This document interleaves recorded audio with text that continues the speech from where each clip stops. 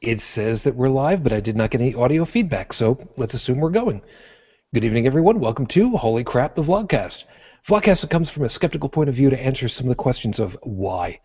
Vlogcast started as a combination of spite and the Streisand effect when some people on Facebook that I knew from high school didn't like me correcting them when they were wrong. And part of this is follow through with the old adage that sometimes the journey is more important than the destination. I'm known as Shujin Tribble all over the place. You can find me under most social media under that. I am your main host for the evening. Welcome to the show. Let me introduce you to the panel tonight. First off, starting from the left top of the continent, over around Calgary. Good evening, Dalan. Good evening, folks. +8 right now, just so you know. Good, we'll talk about that later. Moving north of me into Ontario, just over the border. Good morning, Heretic Woman. Good morning, and I have a +4, so I'm not quite as, I'd say cool, but that's not the right word, but, you know, not quite as balmy as Dalan over there, but, yeah. I went shopping without a coat, and I haven't done that since last weekend, so that was very cool. For those of you that are wondering, we're talking about charisma scores. Midwest of the West into the Indiana area. Well, for you, good evening, Brigid. Good evening. I'm wearing shorts. It's that warm. Which just goes to prove that, yes, when you're a podcaster, you don't have to wear pants. Moving south of me, Pittsburgh. Good morning, Joey.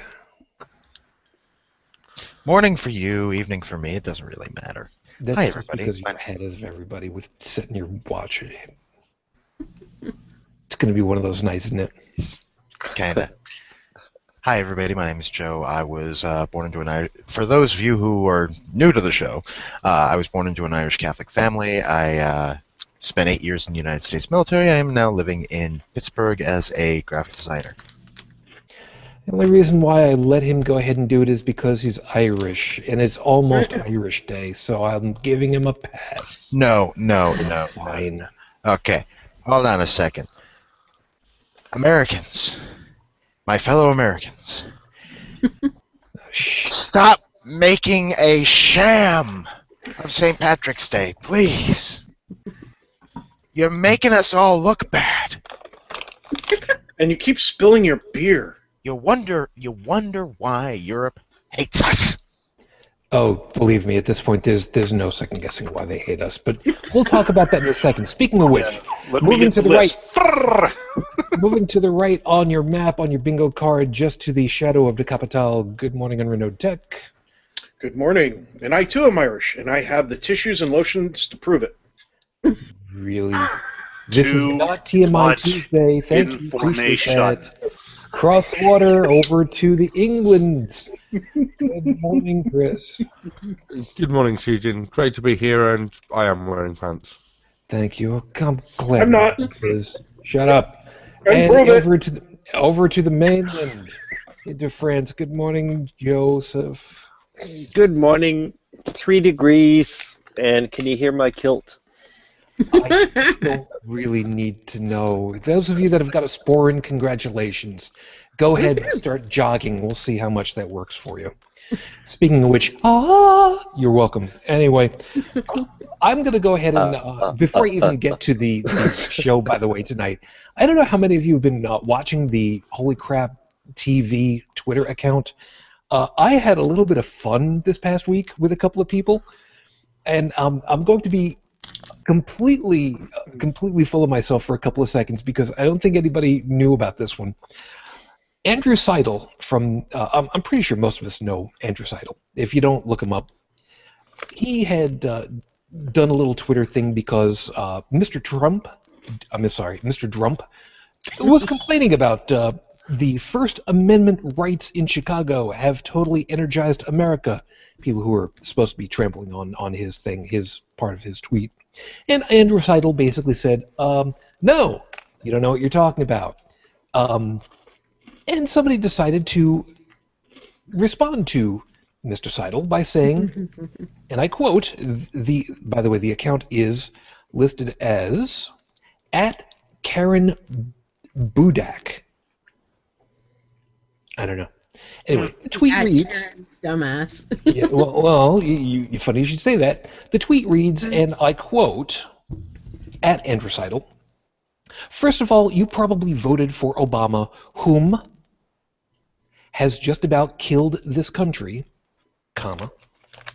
Second and last of all caps, you are a moron."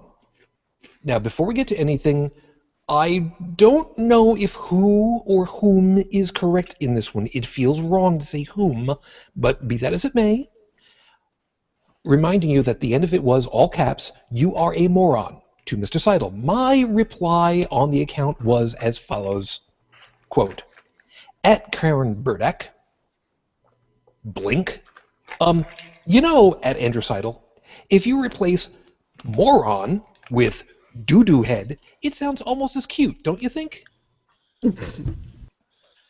Mr. Seidel found it worthwhile, and he went ahead and he smiled and he faved that one, and I feel all kinds of warm and squishy inside for this one because, oh my God, what the hell is wrong with some of you people? Really? God damn.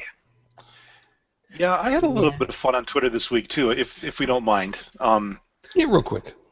Okay. I know a lot of people on the panel here are listeners, and I'll only say listeners, but not fans, because I don't want to tar you all with too much of a brush, of the Scathing Atheist. Yep. Okay, well, this week, this last Thursday, they posted a story, or they talked about a story about some of our favorite Islamic joy boys, Boko Haram. Mm-hmm. We remember these boys, don't we? Oh, yeah. Yeah, well, it turns out they're having a bit of a problem. Aww. You see, in their rampage to, conquer wherever it is they're conquering in the name of Islam, Nigeria. So actually, I knew it was Nigeria because of another article I read to corroborate all of this. At any rate, in their mad rampage to conquer Nigeria in the name of Islam, they have either killed or driven off the majority of the farmers in the area. Oops.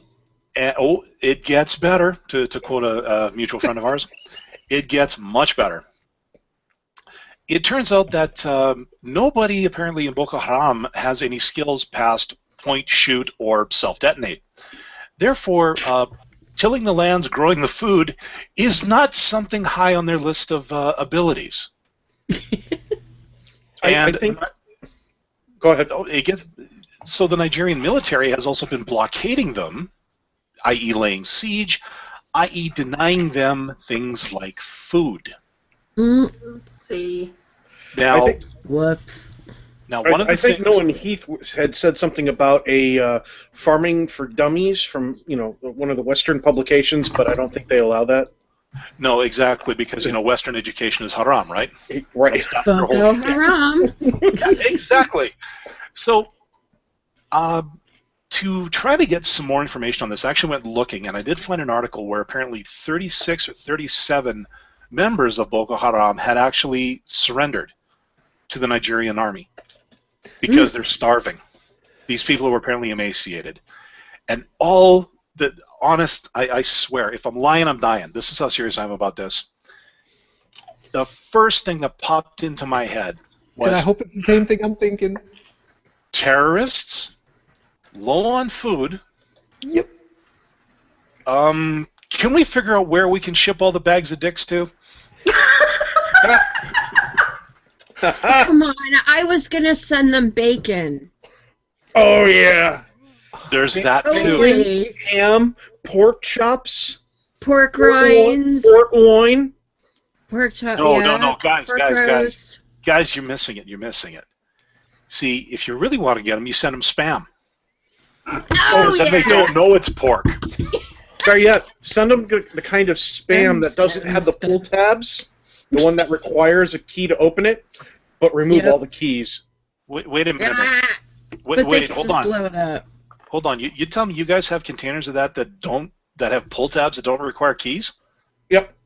Damn, we can't get those up here as far as I know. I've never looked at spam that Hey, look, I live single. I look at these things, all right? Dalan, it's really simple. look at the cumulative total of the IQ of Americans versus Canadians. Americans need pull tabs. That's an interesting point. That being the case, oh God, yeah, that's so totally How do you not think where we I got was somebody like Trump? I mean, if the guy's going to eat, he's got to be able to open a can. Far as I'm Yeah, concerned, but they could just, shoot the can open, possibly. yeah, well, as it is right now, I think that it's more appropriate to say that the can of worms is the problem we've got right now. But I Something still tells think, me, a giant tub of bacon would be I, just... I was thinking mountain oysters might go down well. They Rocky Mountain oysters. Oh, come on! they're pork version. okay, so if But you're I would like to make a retraction. oh God, what? The cumulative total IQ of America is really not that bad, because there's less Trump supporters than there are that are supporting Bernie and Hillary combined. Okay, and even some of the less not so bad Republicans that are still pretty bad, but they're less bad than Trump. So there's still enough people to not completely lose hope in America. Let's hope. Let's see what happens. I'm For taking now. this. For now. For now. So, if you're watching live, of course, please take advantage of the question and answer system. Of course, we'd be more than happy to entertain whatever it is that you've got to say. Hi, Katie. Katie, we do see you over there. Thank you very much. And of course, as always, you know what? We gotta see about coordinating this one of these days. Of course, as always, the crap crew is here to believe you. You guys need to help me out on this one of these days. We gotta coordinate. But only with empirical evidence. Only with empirical evidence. That doesn't have quite the same haiku to it, however. I've got an idea about this, but we'll talk later. After the show. Okay. That's exactly After the right. show, So, Okay. let's get everything started over here proper for a change. So, with apologies to Noah, Heath, and Lucinda from the Scathing Atheist, yes, we keep name-dropping them because one of these days they'll actually get sick and tired and either sick us with a C&D or actually come back on the show. Your 5-minute freestyle starts right now. What did I put on here? Well, I know more than Yahweh. And you know what? This is one of the lines, sort of, that kind of got the show started in the first place. When I was pissing off people on Facebook because just a week after Easter, I went ahead and I said that I was a better father than the God of the Bible. Well, you can well imagine my Roman Catholic people didn't like that because, you can't do that. You can't say that. That's wrong because, what the hell's wrong with you? Well, I know more than Yahweh, and as a matter of fact, so do you. And I can prove it. I can easily prove this, as a matter of fact. And I checked this out because I wanted to make sure that we were not going to end up getting any kind of a problem from the automated systems over at Google and at YouTube.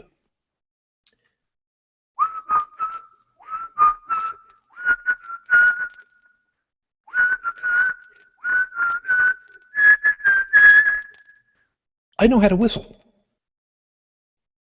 Now, yes, I know, you're looking at me and you're kind of tilting your head over to the side like the Victor Victrola dog going, Shu, what the hell is this got to...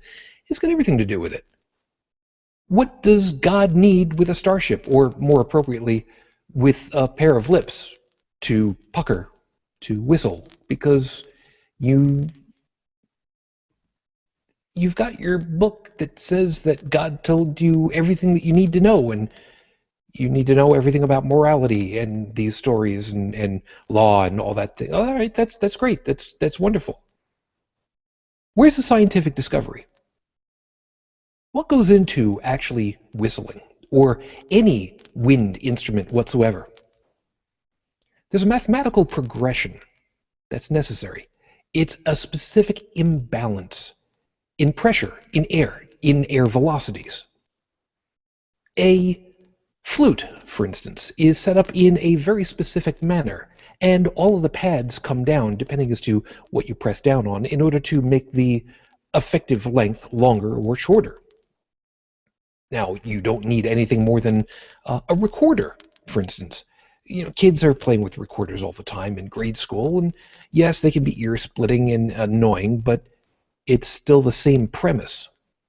It's an imbalance in air pressure. It's a wave that moves down this tube and comes out the other end, or out one of these openings that opens up when you remove your fingers. This is a scientific thing. Yes, it's music, but it's based on science, scientific principles. I inherently understand how to do this. And so do most of you, the vast majority of you. As a matter of fact, I'm one of those people, I don't know how rare it is, I can whistle by inhaling as well as exhaling, which is kind of a weird thing. Is God really that smart? Now, I say this, and yes, I'm being a little facetious, but wouldn't you think that if people are going to say everything you need to know is right out of the Bible? Let me bring you back to a not-so-great movie, A Few Good Men. Sir, would you show me in this manual where you go to eat lunch? Well, I don't need to read it in the manual. It's not in there. I just follow everybody else. The manual doesn't tell you everything. It never has, and it never will, because it's never going to change. It's based off of information that had no knowledge whatsoever of something as simple as how to whistle. You know how to whistle, don't you? It's the same way that you deal with every other God claim. You just put your lips together and blow. As far as those God claims are concerned, they can just do the same damn thing. At the risk of pissing people off, they can blow me. This is episode 106 on the docket, Your Honor. Dr. Theopolis, I presume. Some of you know who Dr. Theopolis is. Some of you are old as sin, like me. Congratulations. Yes. Yes, 39 and 14 sixths. I forget exactly what the conversion is. It doesn't really much matter. Don't worry about it. But we will see about that one in just a couple of moments. Heretic Woman. At the moment, yes, we know full well that we've got some people that we have to worry about. Mm-hmm. I don't remember one, of course. Has there been any change? I don't believe so in the status for Rafe Badawi. None whatsoever, unfortunately. Right. And to the best of your knowledge, the person that was just recently taken in for, what was it, 2,000 lashes in 10 years or whatever the hell it is? I have not heard anything else about that. Mind you, I was incommunicado for a few days last week, so... True enough, but best of your knowledge, we don't have any clue who the hell it is yet, do we? No. So, as of the recording of this particular show, it is now 3 years, 8 months, 25 days since Rafe Badawi was unjustly incarcerated for thought crime, and our hopes are with you. So... Dr. Theopolis, for those of you that are unfamiliar with the term, and I'm sure some people went and looked it up, back in the mid-'70s, there was a re-imaging, if you will, of the Buck Rogers series on NBC. Yep. And Buck Rogers was played by Gil Gerard, and okay, you know what? You could just have called it Spandex in Space. Yes. Because... whatever. It was the 70s. What are you going to do? Everybody was wearing polyester something. Yeah.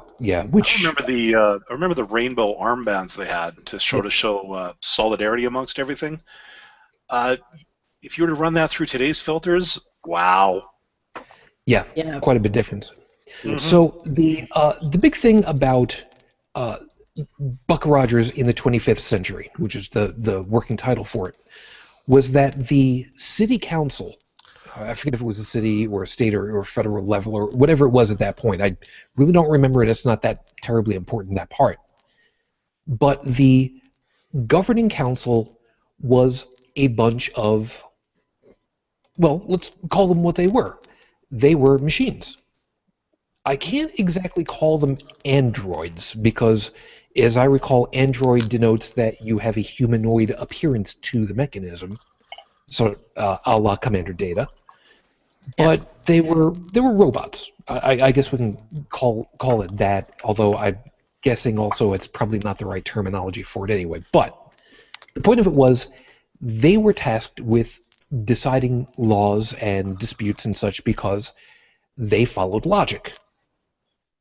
Which is all well and good to a certain point, as we know full well, because, well, there are certain mitigating circumstances, and you can kind of slice and dice that in logical terminology.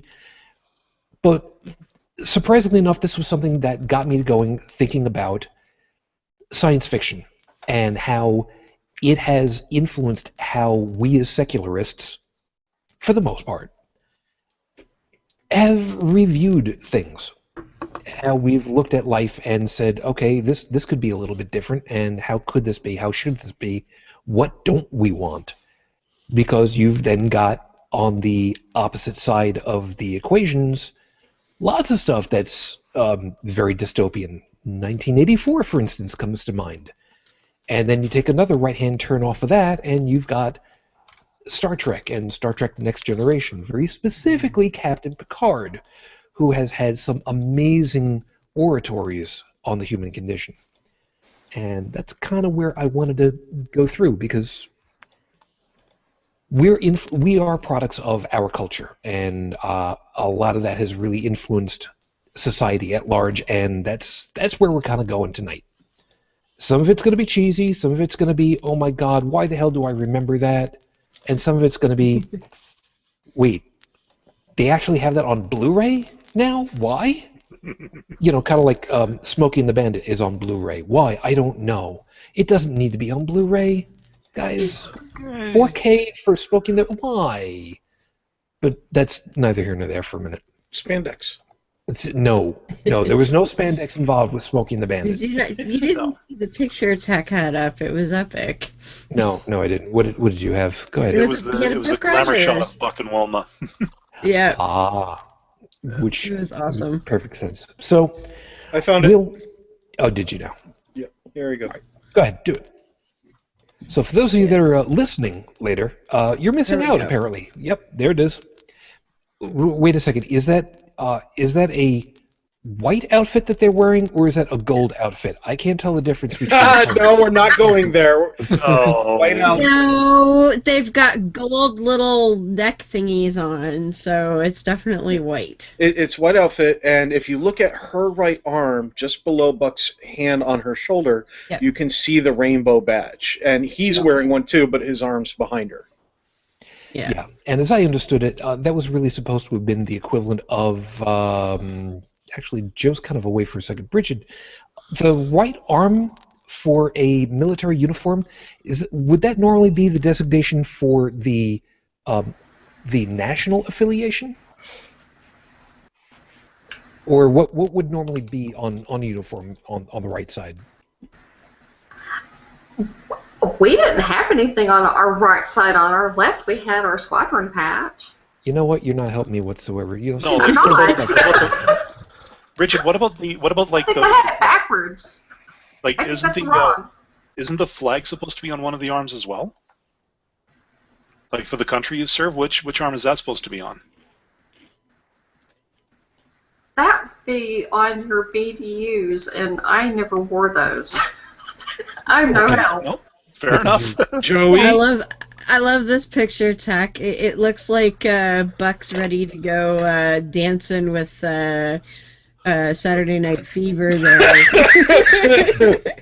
Oh God, that was the next season that came up. He looks like they're about to go dancing with John Travolta. Yeah, but look at the doctor. He looks like classy right now. He's got that. Well, yeah, I bet you he's got leather patches on the elbows of that sweater too. Yeah, I would not be surprised. But, I mean, it wasn't just the clothes of the time. The people themselves broadcasted a certain level of sophistication or class. But in this picture, Unlike Trump. Wilma looks like she's about ready to serve burgers. That's the hat, but I mean, look at the Navy. The hat they have. Here we go. Okay, let me. See, that's the Wilma I remember. There. With that cheese ball helmet. But That cheese ball helmet Yeah, looks no. like they stole it from laser tag. yes. Which was still a couple of Or years away. Spaceballs. Now you can actually see the rainbow, though, on her right arm. Yes. You can see the rainbow more clearly, though. Yeah. On the left arm, you can see that the band that was on there actually has an attachment in this photo, because it was everything that they wore in the show. It had some kind of utilitarian. Thank you. Mouth not working, but it had an additional purpose. It wasn't just something. There was always something else that it could be done with it. There, multi-use, multi-pass. So the thing about, however, things like Buck Rogers, which was cheese. Oh my God, it was such cheese. Yeah.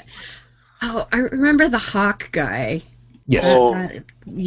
He was something else. That was from the later season where Buck Rogers tried their best to be like Star Trek, because then they get on a ship. That guy. Now they're exploring strange new worlds, and which really aren't all that strange. It's just cheese on cheese. I wonder what that actor's doing today. Yeah, no kidding. Does he put that on his CV? Oh my God. Anybody remember what that character's name was? Hawk. It was Hawk. Okay. It was Hawk. Yeah. It was Hawk. Okay. Now, Look at that. He's got feather Vulcan eyebrows. Yes. Again, Star Trek much? Like, they were trying so hard to be. Yeah. They were Everything trying at to. once. Yeah, but I think they were trying to emulate Star Trek even more than they thought they were. Because feathers are so alien, you know. Yeah. Well, they couldn't. Oh, here's one for the ladies. Ooh. Look at that. Mm-hmm. See, in the 70s, they let their chest hair grow. That's the way it should be. None of this waxing. My brain just took me to thoughts about my lawnmower. Yeah, for the guys. I remember that episode. The bedazzled bikini thing. Yep. Somebody was asking about everything back then. Now everything was that better with rhinestones. that looks like something Roddenberry would have dreamed up. It does. Well, to be fair, it would have been Bill Thies. Yes, that's true. But Roddenberry always had the last say. I one of the books I have, Bill Thies talks about how Roddenberry would give the girl the once over, and oftentimes take her into his office and chop off more fabric before sending her back out. Oh God. Oh yeah. And let's be fair, Bill was okay. As weird as it might sound, Bill was a master of his art. Oh yeah. As a designer for costuming, Bill. All right, this is off the beaten path for a second, but really quickly, just to finish it off, Bill Thies was the guy who did the costuming for Star Trek, the original series, and his mantra or what he's been credited for is to basically say the titillation factor is the biggest piece of it all. If it looks like it could fall off just because you breathed wrong, that's when it looks right. Exactly. And he had stuff that looked amazing. That would be this. Never move. Yeah. See what there were outfits on some of those alien girls. I'm like, there's got to be like tape involved there. Don't forget when he went undercover on a world where they sold men as slaves. Yep. Complete reverse of that. Yep. That's right. Well, my favorite brilliance of his had to have been the painted bubble wrap. Yep. That was my favorite of all. And no one would have known until somebody said, "Hey, that's painted bubble wrap." Wait, what was that for? On the original Klingon uniforms, on their belts, there's a textured portion, and it is literally painted bubble wrap stuck onto the belt. so long as it works right. All right, so Exactly. bringing this back into the actual topic at hand, because oh my god, the level of cheese was just absolutely off the charts. You guys want to go looking it up on Netflix? You know what? You're $10. I don't care. Whatever. I may have to now. Don't even start with me. Anyway, so the idea of transferring governorship, I think is probably the best way of putting it, into the hands of machinery, at the time seemed like such an outrageous possibility. But you bring it forward to the 21st century, and we now have IBM's Watson that understands contextual speech pretty damn well, and can answer and retrieve information pretty damn well, and make evaluations that are fairly esoteric pretty damned well. I'm actually in the process of getting Cortana working on this version of Windows 10. And now I've barely started with it, but theoretically I will be able, now I have to click on it first, but I should be able to talk to my computer and say, find me X. Yeah, which is something that you can do a lot of using Android, just calling out for the machine. Or Siri on your iPhone, same thing. Or Siri, yep. And a lot of these voice commands are really pretty damn sophisticated. Yeah, if you call Siri Cortana, it's hilarious. Yeah. You will start an argument with your phone. and the best part is, there's nobody on the other end. You can have an instant. This is how advanced we've become technologically. We can now argue with inanimate objects and potentially lose. Oh, I've had a brilliant experience in there. So I work in tech support over the phone, and I had a woman who was having massive trouble with her iPad on there, and couldn't find any of the right settings to fix it, etc. And she suddenly did something and turned on the voice command option, and it was able to pick up what I was saying over the phone. Yeah. In the background, so I was able to talk over the phone to her iPad and fix it. Oh my god, that's awesome! Right on. Oh shit! There's going to be a day where the equipment tech support or the idiot trying to operate it. Yeah. That's surreal. Brilliant. All right, so getting onto this though, the idea of, like I said, turning over governorship to quite logical computers, at least for the most part. Like I said, it seemed like at the time such an outrageous thing, but now that we see what's possible and what's doable and what nuance can happen, how really out there is that anymore? Well, I think from a judiciary perspective, I just was thinking, if you were to load an AI, a robot, if you will, let's say with the so-called laws of the land, basically take the entire legal library for the state or for whatever this judge bot is supposed to be doing, load it all in there.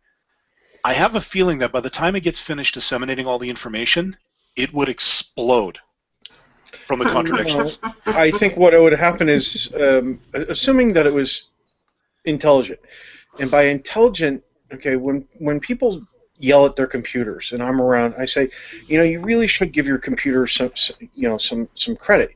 Your computer is not smart, okay? If something goes wrong, most of the time it's because of user error, whether it's the user who programmed the machine, whether it's the user who made the parts for the machine, whether it's the user who's interfacing with the machine. Those are the biggest problems. Part breakdowns, parts breaking down, and having faults, those aren't as common as people make them out to be, except from excessive wear and tear. So 9 times out of 10, when something goes wrong, it's usually code, whether it's input code from the person programmed, whatever. So now you have a machine that can only do what it's programmed to. It cannot think for itself. It cannot make long-distance logical leaps and come to potential conclusions that we can do. It's not creative. It can't imagine its own symphony. Okay, machines are not smart right now. They are literally dumb, and they cannot think for themselves. So when I see a smart machine, I'm talking about a machine that out of nowhere suddenly feels the inspiration to create a master work of art and show it to the world, not based on anything it's ever seen before. It's literally its own imagination dreams it up, even if it's just a little bit of something, like a combo or whatever. But when we get to that level, I think we're going to, societal-wise, be at a little bit more evolved state and willingness to accept these this potential new life form. And law-wise, that is. Yeah, by the way, going to get to you in just a second here, Chris. Katie has gone ahead and put over there, I.O. error. Ignorant operator. I can honestly say, even That's though like my memory... that's like PEBCAC. It's also an ID10T error. Yeah. Yep. Write it out. Yep, from the techcomedy.com crew that where Tech and I had actually learned from. Yeah. There were a number of items that were like that, but I own my own, Shujin? Yeah. I have my own tubular LART that hangs. I have mounted with duct tape a hook to it. It hangs on the back of my office door. Good enough. But I was going to say, in truth, I don't believe that I've actually seen ignorant operator error before, although I could be wrong. I know it's very likely never going to be seen by, but Digital Dog Cow, if anybody would have done it, it would have been you. Chris, we missed the dog cow. All hail the dog cow. Yeah, it's the also cannon bovine. It's also like picnic problem in chair, not in not in computer. keyboard. Yeah. Yep. Or not in keyboard or computer. Yeah. Yeah, they said it's still a massive way off at the moment because, as other people said, computers aren't smart or don't understand the world in the way humans do.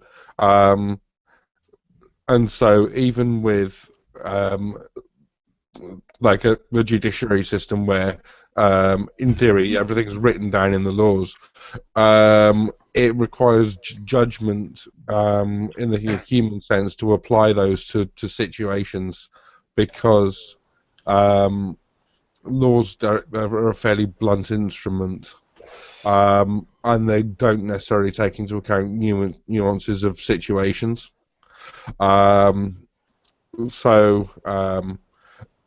Computers likely would apply those in a very rigid fashion. And there's a couple of cautionary tales from the original Star Trek as well. Mm-hmm. And one of you guys remember Val, the snake god computer? That was one because he was basically enslaving the people that were worshiping it. Of course, they didn't know it was a computer, but and then I don't remember the name of the episode, but the one where the computer was fighting the war, and if there was a battle, then it would just randomly choose people that had to go get incinerated because they'd been, quote, killed in the battle. Oh, yeah. And there was also the one where where Dr. Daystrom put that AI into the Enterprise for the war games. Yes, definitely. And of course, Harry Mudd and his electronic wives. That didn't go very well either. God. So yeah, there's a le fromage. Yeah. But I mean, now see, here's the thing. With digital information, you can slice and dice information to an incredible degree. I mean, we can measure time down to an amazing degree. What's to say that we couldn't use similar dissections of logic to try and find out how much culpability does somebody have if they are guilty, and where is the sliding scale on that? I mean, yes, the law, generally speaking, is a blunt instrument, and yes, as we think of it, logic gates are very blunt, but couldn't extenuating circumstances be taken into account? At the moment, to some degree, but only to the degree that you can code those in advance on there, and you starting to see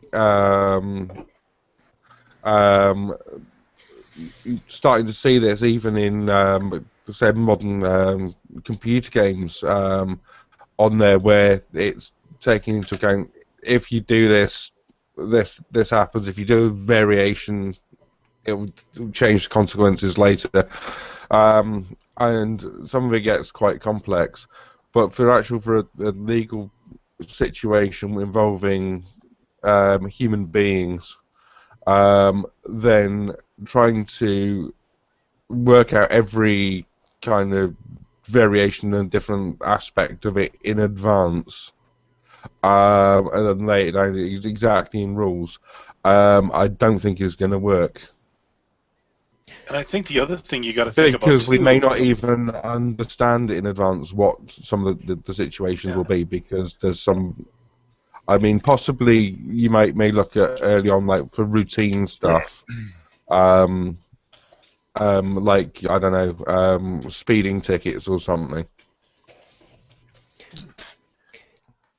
But like, think about, okay, you set up your computer with, say, the laws of the time, like what we have right now. Well, morality being subjective, and yes, I'm probably going to catch some heat for saying that. No, it's okay. Let's just assume that for the time. Not here. Yeah, I know with whom I speak, but all I'm saying is that morality and what you would call the spirit of the law, that's fluid. That changes with society. As history has proven.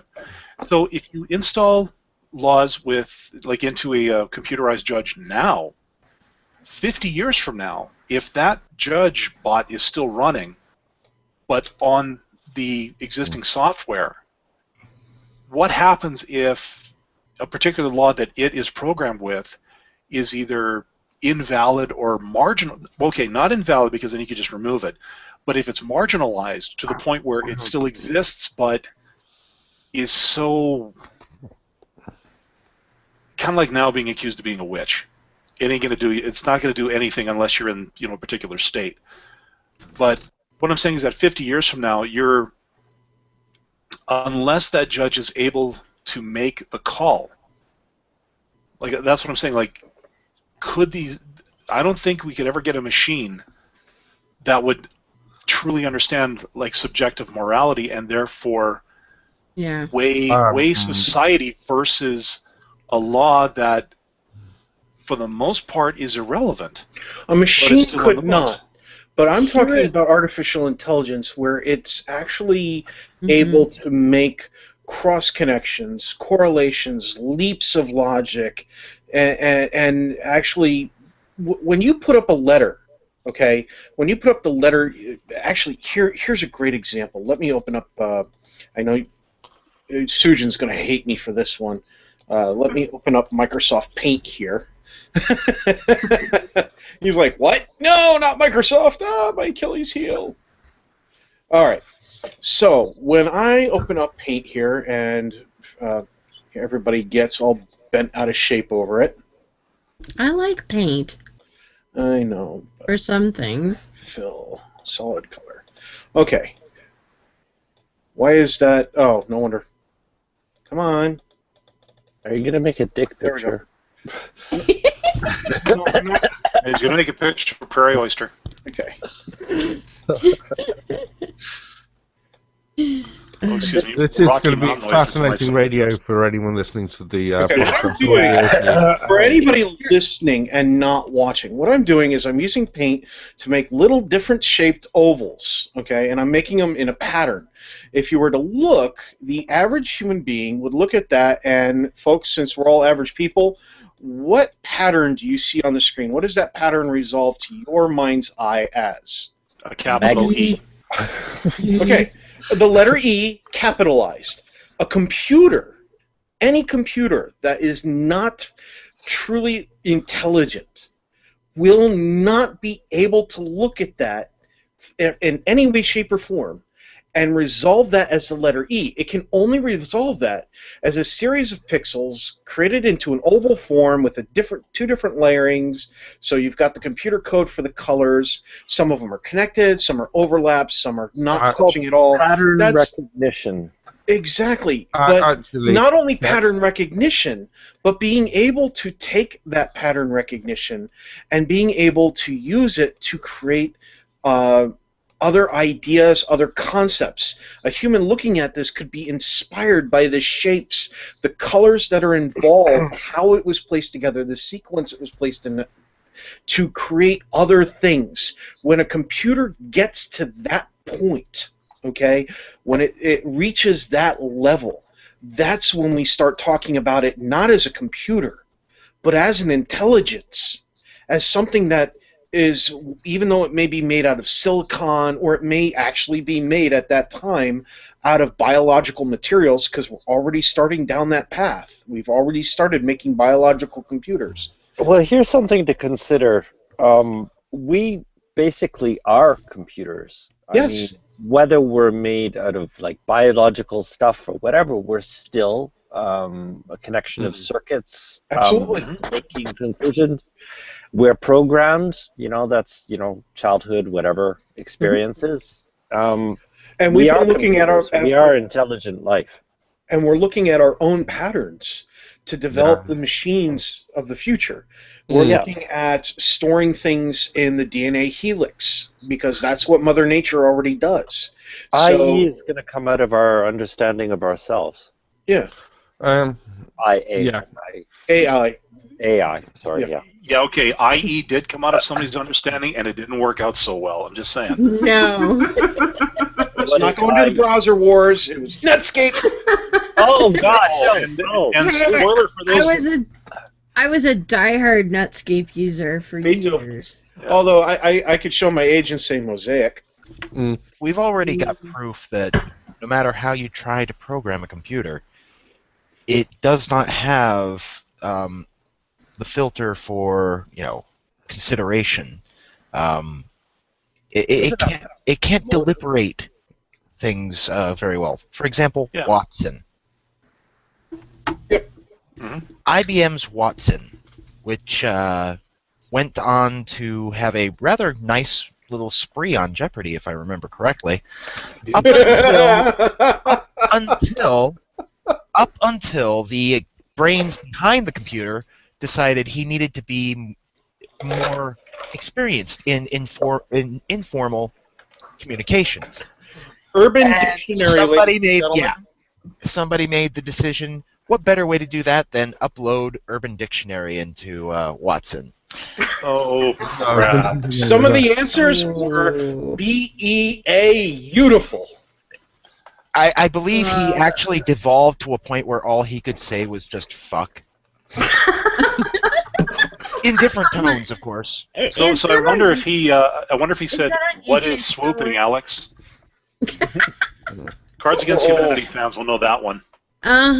Somebody got that on YouTube somewhere to see. Anybody know? I'm sure it's out there. But let's also kind of remember, it's the equivalent of trying to give a 4-year-old complete and unfettered access to Urban Dictionary and Wikiquote and who only knows whatever else.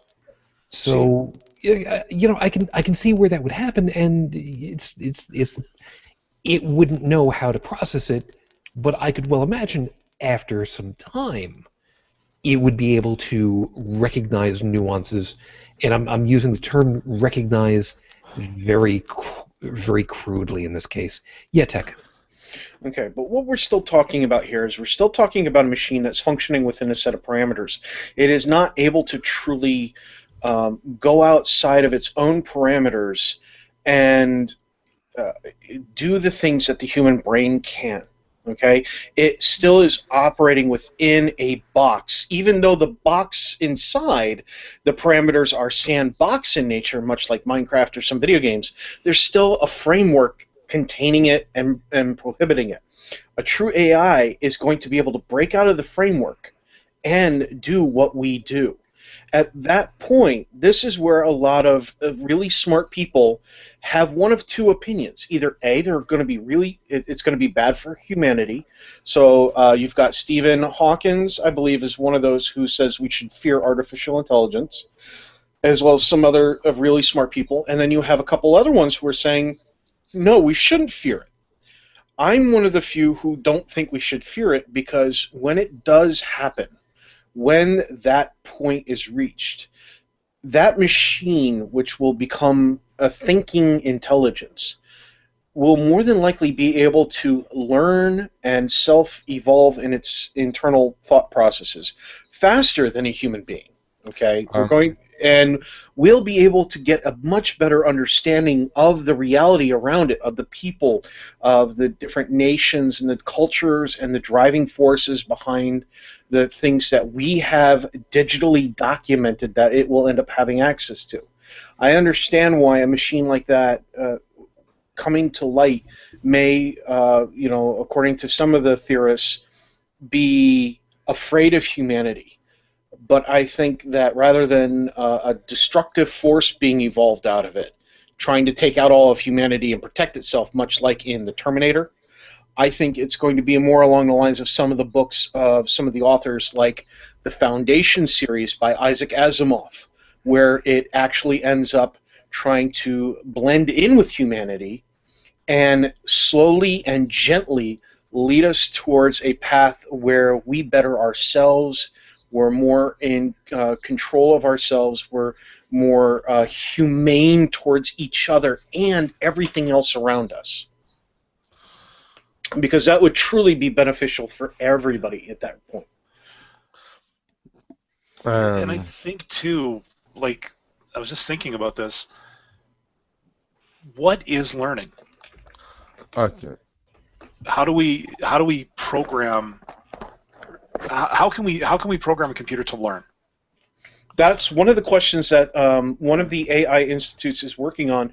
They're trying to make a computer that is literally given a set of optics, some audio microphone inputs, so acoustic input, different kinds of sensors, whether it's barometric, magnetic, those sort of things. Basically, all the inputs that we can make for like our phones and computers and things like that, attach this all to these machines, and then try to get it, giving it very basic education and instructions like how to connect to this device, so device drivers, maybe give it a arm and how the articulation works programmed so that it can be moved. And they're trying to get that to happen. They're trying to basically build a robotic infant. Yeah. And then once it grows, I guess, like, one thing humans have going for them is that, yes, we learn we are stimulated by the world around us, but we also learn from those who came before us, our parents, or those who raised us. Let's generalize a little bit. So eventually you would get robots that would learn from their ancestors, like. Mm-hmm. And I think that's where humanity sort of has, well, obviously it has a lot more because we have centuries worth of that. And I think that's something we don't take into account, is that a lot of what we learned comes from generations of knowledge being brought forward. And it also comes from death, from things threatening our very existence, leaving very painful and very memorable lessons ingrained in our desire to survive. Yeah, Dalan, go ahead and finish off your thought. Chris, I want to get you there because there's a quote I want to add into all this now. Well, no, it's just that we're trying to, like, and I mean, I kind of get it. We're trying to develop an AI with sort of our own paradigms for today, but how did our intelligence, the stuff that we're trying to infuse into this, how did it get there? And, you know, we could create the robotic infant now, but we may not see the kind of AI, like, if unless it's left to evolve on its own, we may not see it for generations, is all I'm saying. Like, I don't think this is something we could create overnight, even if we had the intelligence to do it. Yeah, you have no idea how funny that is for me right at the moment. Chris, go ahead and drop your thing in here before I get this. Yeah, this is something. It's just by chance. A couple of days ago, I was reading an article from a couple of years ago in New Scientist regarding cloning and people's reactions to artificial life, going back to artificial intelligence, looking at Frankenstein, the visions of how people always look at if human beings were cloned, that they would turn nasty, like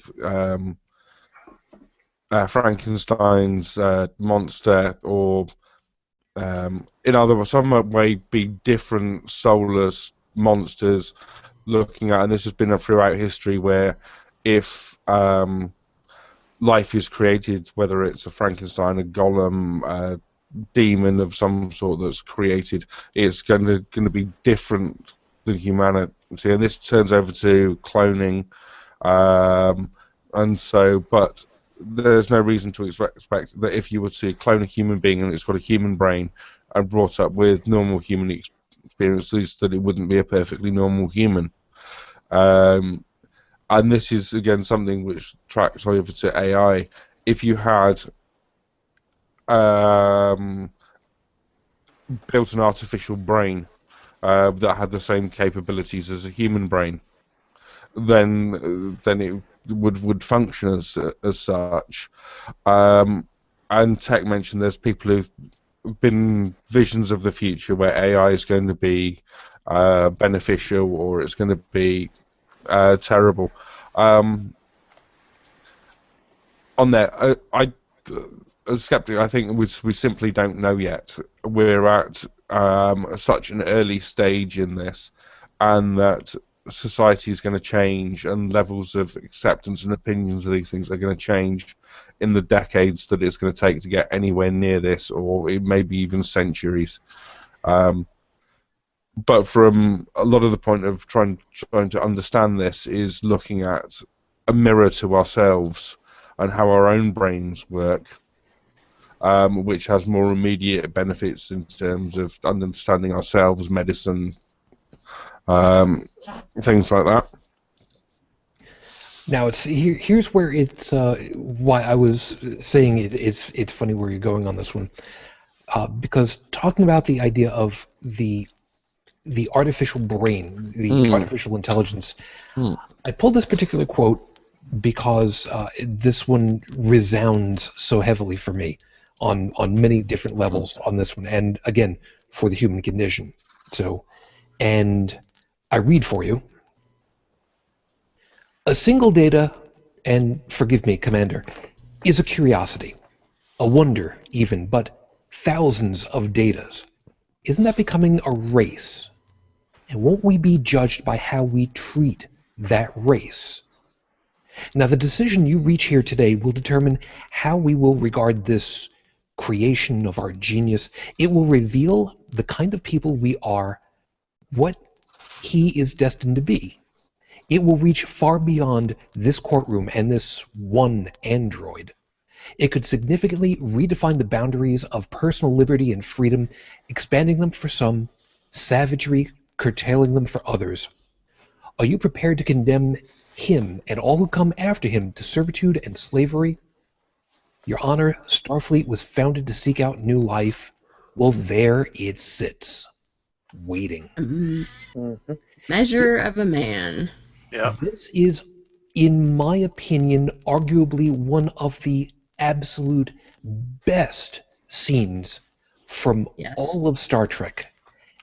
Star Trek as science fiction, pardon me, science fiction, one of its biggest utilities, not purposes, but one of its biggest utilities is to hold up a mirror to our own selves to see who are we now and why is it being re-reflected who only knows how many years into the future. The idea that we would be dealing with, yet again in the 80s, talking about race relations and who is a second-class citizen and who isn't in the 80s and the early 90s was no different than when we were talking about it with the original Star Trek series in the 60s. Late 60s, I should say. And now here we are in the early 21st century, and yet again, we are still dealing with exactly that. Now, we're not dealing with it with the possibility of an artificially intelligent individual yet. But that's the point. It's not happening yet. We're still dealing with who is and who is not worthy of being a full-on citizen for the LGBTQ community right now.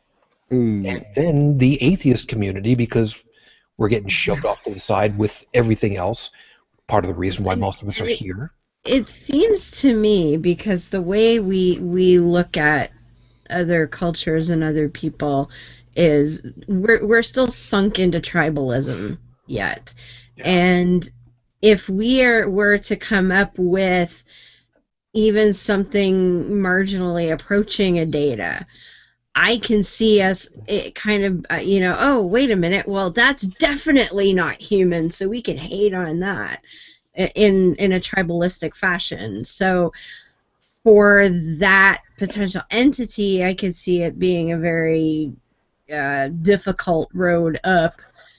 But on the other hand, it could be beneficial for humankind because suddenly we can all, not saying it's a good thing, but I could see us kind of go, oh, wait a minute, well, let's stop fighting about who's human that, has the same DNA, but that over there is definitely not human, so we can, trash that instead. It could, I don't know. It's just something that popped into my mind. The other thing that popped into my mind, thanks to what you were saying, Heretic Woman, is that, and see, that's an example of intelligence that I'm referring to the computers can't do but should be able to do if they want to be classified as intelligent, is transhumanism.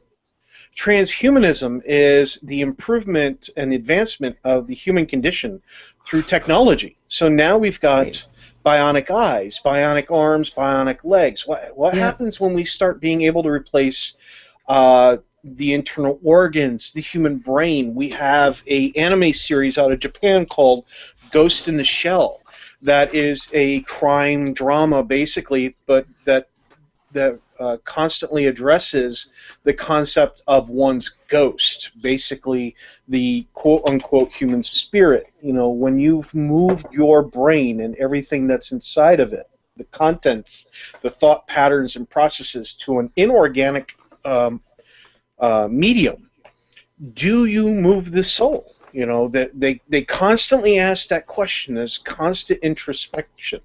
And you see people in different stages of transhumanism, to full robotic form, to just having, optical implants or a data connection in the back of their head so they can communicate with headquarters.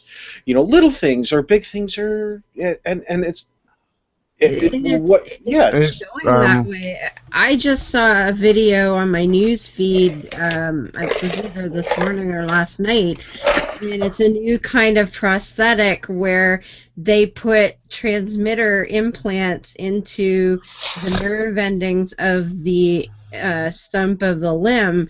And the gentleman in the video, he had a prosthetic leg, and because of those implants, he was able to make his ankle go up and down just like his other foot. And I was like, wow, that's pretty amazing. And we're also figuring out how to rewire those, because we have a gentleman who was able to walk for the first time. He broke his back, and we were able to reroute the nerve signals from his spine back to his legs wirelessly. Oh, that's amazing. He couldn't walk for an extended period of time, but being able to walk just for a minute I mean, imagine Like that. even if that meant that he could get up and take a book off the shelf and go sit down again, like Well, he had a walker. I mean, Still. we're not at that stage, but we're getting there. yeah. Transhumanism. Chris, go ahead, because then I want to kind of. I think I pull want this to off. tie this back a minute to what Shujin was saying about that Star Trek episode, The Measure of a Man. That was, I think, one of the best examples of science fiction in there, because it's examining what it means to be human, what it means to be a person. And it also resonates with one of the other best examples I think of, which is a story by Isaac Asimov called The Bicentennial Man. Oh, that was great. Yes. And I would say, while the film was okay with Yeah. Robin Williams, The book was better. Yeah, and this is a story of a robot that's gradually, over the course of 200 years, learns and becomes more and more human. And it's about people's perceptions of what it means to be human. And he's got to the point where basically he passes all of the tests, has been had his original robot body adapted to make it more human, so he can eat, drink, experience lots of things as human, but he's still not accepted as a human being. Immortality. Until because while humans could accept a robot that's going to last forever, they could not accept an immortal human. So until the point where he chooses to set an end date for his existence and die, on that, he's not able to fully understand the human conditions, and not be able to be fully accepted as human. Okay, so let me kind of pull this all back together again, because we've colored in a lot of the field at this point, and I want to kind of take this back into the original line, which at this point, I guess, really kind of changes from the origination point now for me, which is in the 70s, when this concept was floated on national TV for a really cheesy science fiction shoot 'em up fantasy, it was fantasy. There's no way. It was dystopian, post-nuclear Earth, and well, they were designed for governance because they were good at logic. So okay, boom, done. Then it was fantasy. Then there was no possibility of that. We're getting closer and closer and closer to some kind of breakthrough of how much can be learned. I don't know if that's even the right terminology for it. Watson, as was said before, is an amazing piece of machinery. It's an amazing piece of electronics. It's an amazing piece of engineering and design and nuance of understanding. And again, it's probably a very gross term for it. Gross meaning overboard and not nuanced nearly enough. But when in the 70s it was just far-fetched and there's no way, and it's just plastic with lights on it, ooh, that's nice, and it's a guy who's writing the script. Now we've got a real, tangible thing that can communicate, that can reason through with some fair degree of accuracy. How scary is I would say I'm not.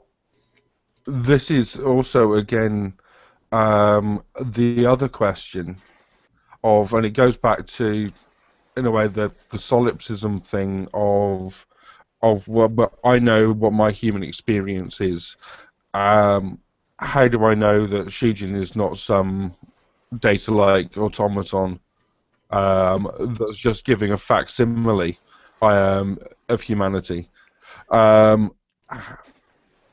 like, the Watson's is giving an appearance of reasoning and whatever it's doing, but inside it's got a massive database that it's looking up in the same way that Google does.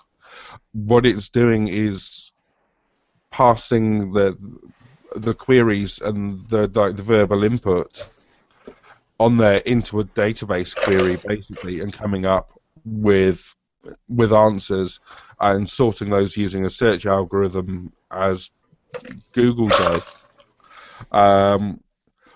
But whether you can, how that compares to like the processes that go on within the human brain.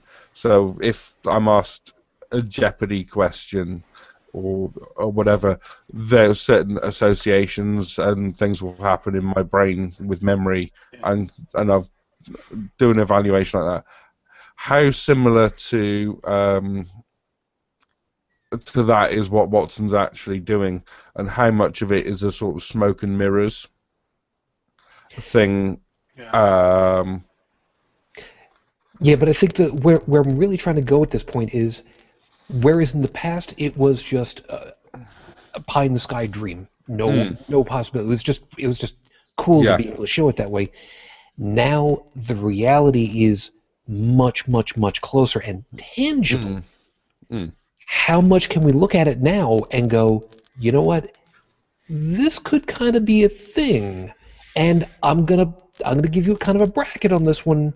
There is a very highly rudimentary, crude, amazingly simple design that a lot of people have experienced for exactly this kind of thing.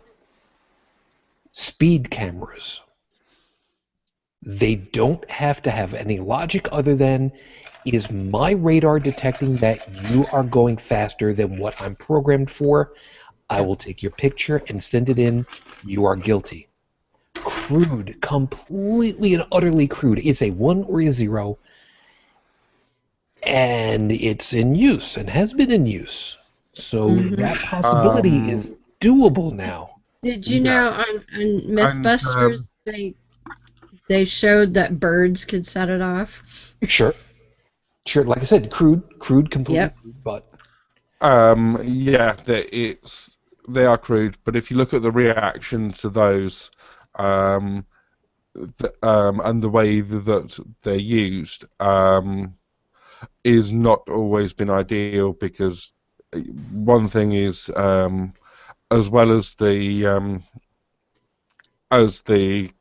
sort of Frankenstein Skynet, the prophecies of doom, and and also maybe the Foundation's more hope, or Star Trek's more hopeful outlook on things. In the interim, you've got to look at how these kind of technologies are going to be used by and employed by people. And speed cameras are quite a great example, because over here, they were designed with the idea of automating it, meaning you don't have to have police officers standing there checking people's speeds, and increasing road safety. There's been, to various degrees, plausible accounts of local authorities using them as revenue generation tools by citing them in, at a point where a road suddenly goes sharply downhill and a car will naturally pick up speed. Another thing, so I think the question of how the technology is actually going to be used and employed by people is quite interesting as well. All too true. Let me kind of take this a little bit on the side for a second, though, because there's a piece that I've kind of wondered about a little bit. Brigid, I'm going to grab you on this one because of the way that it is. I assume that you were somewhat familiar with Watson and doing this thing on Jeopardy with the Jeopardy Grand Champs, as it were, yes? No. Okay, folks, we're going to need a new co-host. If you've got a CV that you'd like to send in, we I think it was Joey that talked about it first. No. Well, there's a good goddamn reason. I don't watch a lot of TV. That's okay. It goes back a little way. All right, let's put it this way.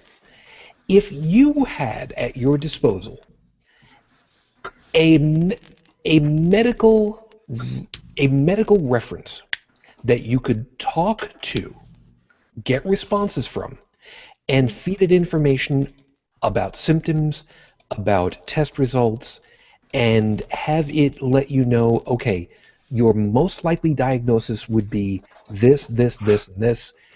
What are the results of test X, Y, Z, Z2, and be able to help you try to whittle down stuff? Would you see that as a boon for someone in the medical field to not have to slog through who only knows how many medical journals? Oh, absolutely. Please state the nature of the medical emergency. Yeah, there you go, the doctor. I had to. It's obligatory. No, it's completely understandable. Now, well, if it could meet it 90% of the way, maybe great. But there's still that 10% of that X factor. And I can actually go on my personal experience for this one. About 6 years ago, before I met any of y'all, well, actually, Shujin, I think I knew you. Doesn't matter. I was actually in the hospital for something that resembled a stroke. I had lost a bit of feeling on the right side of my body, or sorry, on the left side of my body. They ran all the tests. They checked my blood pressure, blood tests, checked what kind of meds I was on, CT scan, spinal tap. By the way, I don't recommend that for anybody. Just I'm going on the record as stating that. I do recommend the music, though. Yes, the music, yes. It's not quite as painful as the procedure. Close, but not quite. But yeah, CT scan, MRI, eventually an angiogram. And the reason it got up, my testing got as far up as an angiogram is because despite all the tests they took and the symptoms I was suffering, nothing added up. To this day, I still don't. They still never told me exactly what happened. At first, it looked like I had gotten a stroke and was now working towards an aneurysm. Another person said you had what they call a TIA migraine. And other people have said other things. But in the end, I went through a whole bunch of stuff, and I think there's still a great big question mark on my medical record about it. So the idea of, the medical systems hologram or the giant data bank, yeah, it'll be great for, like I said, 90% of the information, but that remaining 10%, that final leaps of logic or leaps of, okay, I have all this knowledge, but I have this, the situational awareness, that's the word that's the phrase I was looking for. We don't have that yet. No, No. but that doesn't mean that ruling out things just from the get-go. I'm saying it's probably not this, or this. So it could come to spit out, here's 5 things it could be instead of, 50. Yeah. Well, look at whatever you do not program it with WebMD.com, okay? Look at IBM's computer. The one that played chess and went to Jeopardy and all that, they turned it on for medical diagnosis, and it has a higher accuracy rating than any of the doctors do. It's better at doing their job at this point for analyzing X-rays and things like that, and coming to the conclusion of, okay, yes, that is a cancer, that is a tumor, that is, and better at making the judgment call at those calls. So you're right. There might the size of a physician's desk reference. I mean, expect them to know everything. People. No, I don't. But however, I think that's a field where computers definitely should be continued to be accelerated in. Oh yeah, I agree. This one again. Yeah, I've seen articles on this, and in things like medical imaging, then computers are great for if you've got to examine, say, like 1 million X-rays or MRI scans or whatever, and pick out certain predictable features that are going to indicate cancers. Machines are great at doing that. Whereas if you've got a team of human beings looking down microscopes or whatever, then at some point they're going to get tired, their eyes are going to go out of focus or whatever, and they're going to miss something. And so looking at that kind of images and then highlighting points of concern or whatever, then that's great. Again, for doing things like maybe automated like blood tests or tissue sample analysis, great. When you know what you're looking for. When you've got a situation where you've got, say, a distraught patient there that's not expressing their symptoms clearly, that doesn't really know, and they don't really know what's wrong with them, then is going to take a human being with the communication skills to actually get to the bottom of what they're doing, because not everything can be mechanically diagnosed from an X-ray or whatever. Yeah, going with that for a second, because of the way that I was kind of working with it, I want to kind of clarify one piece with this. As far as Brigid, like you were saying, the current physician's desk reference, I believe is what it's called, correct? Mm-hmm. Okay, that sucker, the last time I had remembered seeing one, this was a while ago, it would have been approximately 5 inches thick. It's a lot thicker than that. Okay. You could use it as a blunt weapon. Okay. In your capacity as someone who knows the medical side, is it, in your opinion, possible to know every single piece that's in there? Without a photographic memory? No. And even with one, who has time? And it gets updated how often?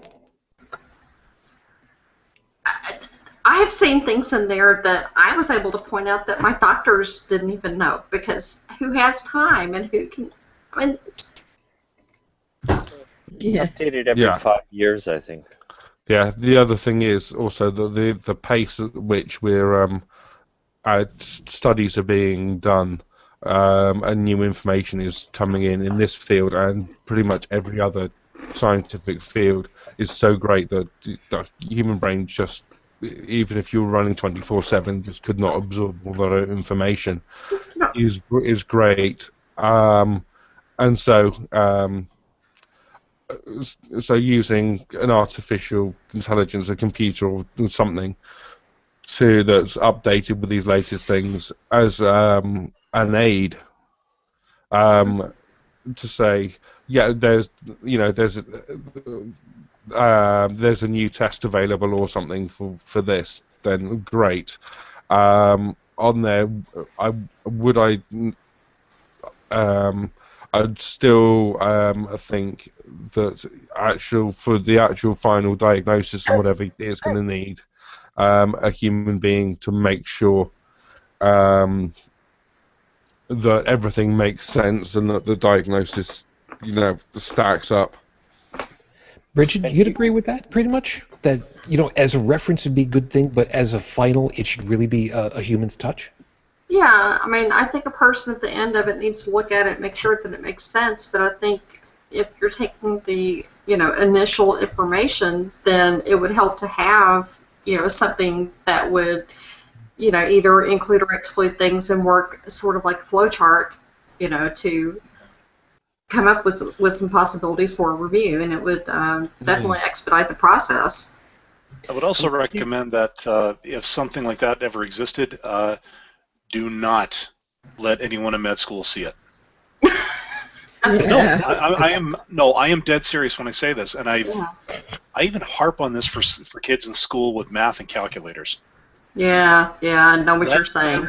Let them learn things the hard way, because if they suddenly end up relying on the machine to do everything for them, that one time they don't have the machine with them, they're idiots.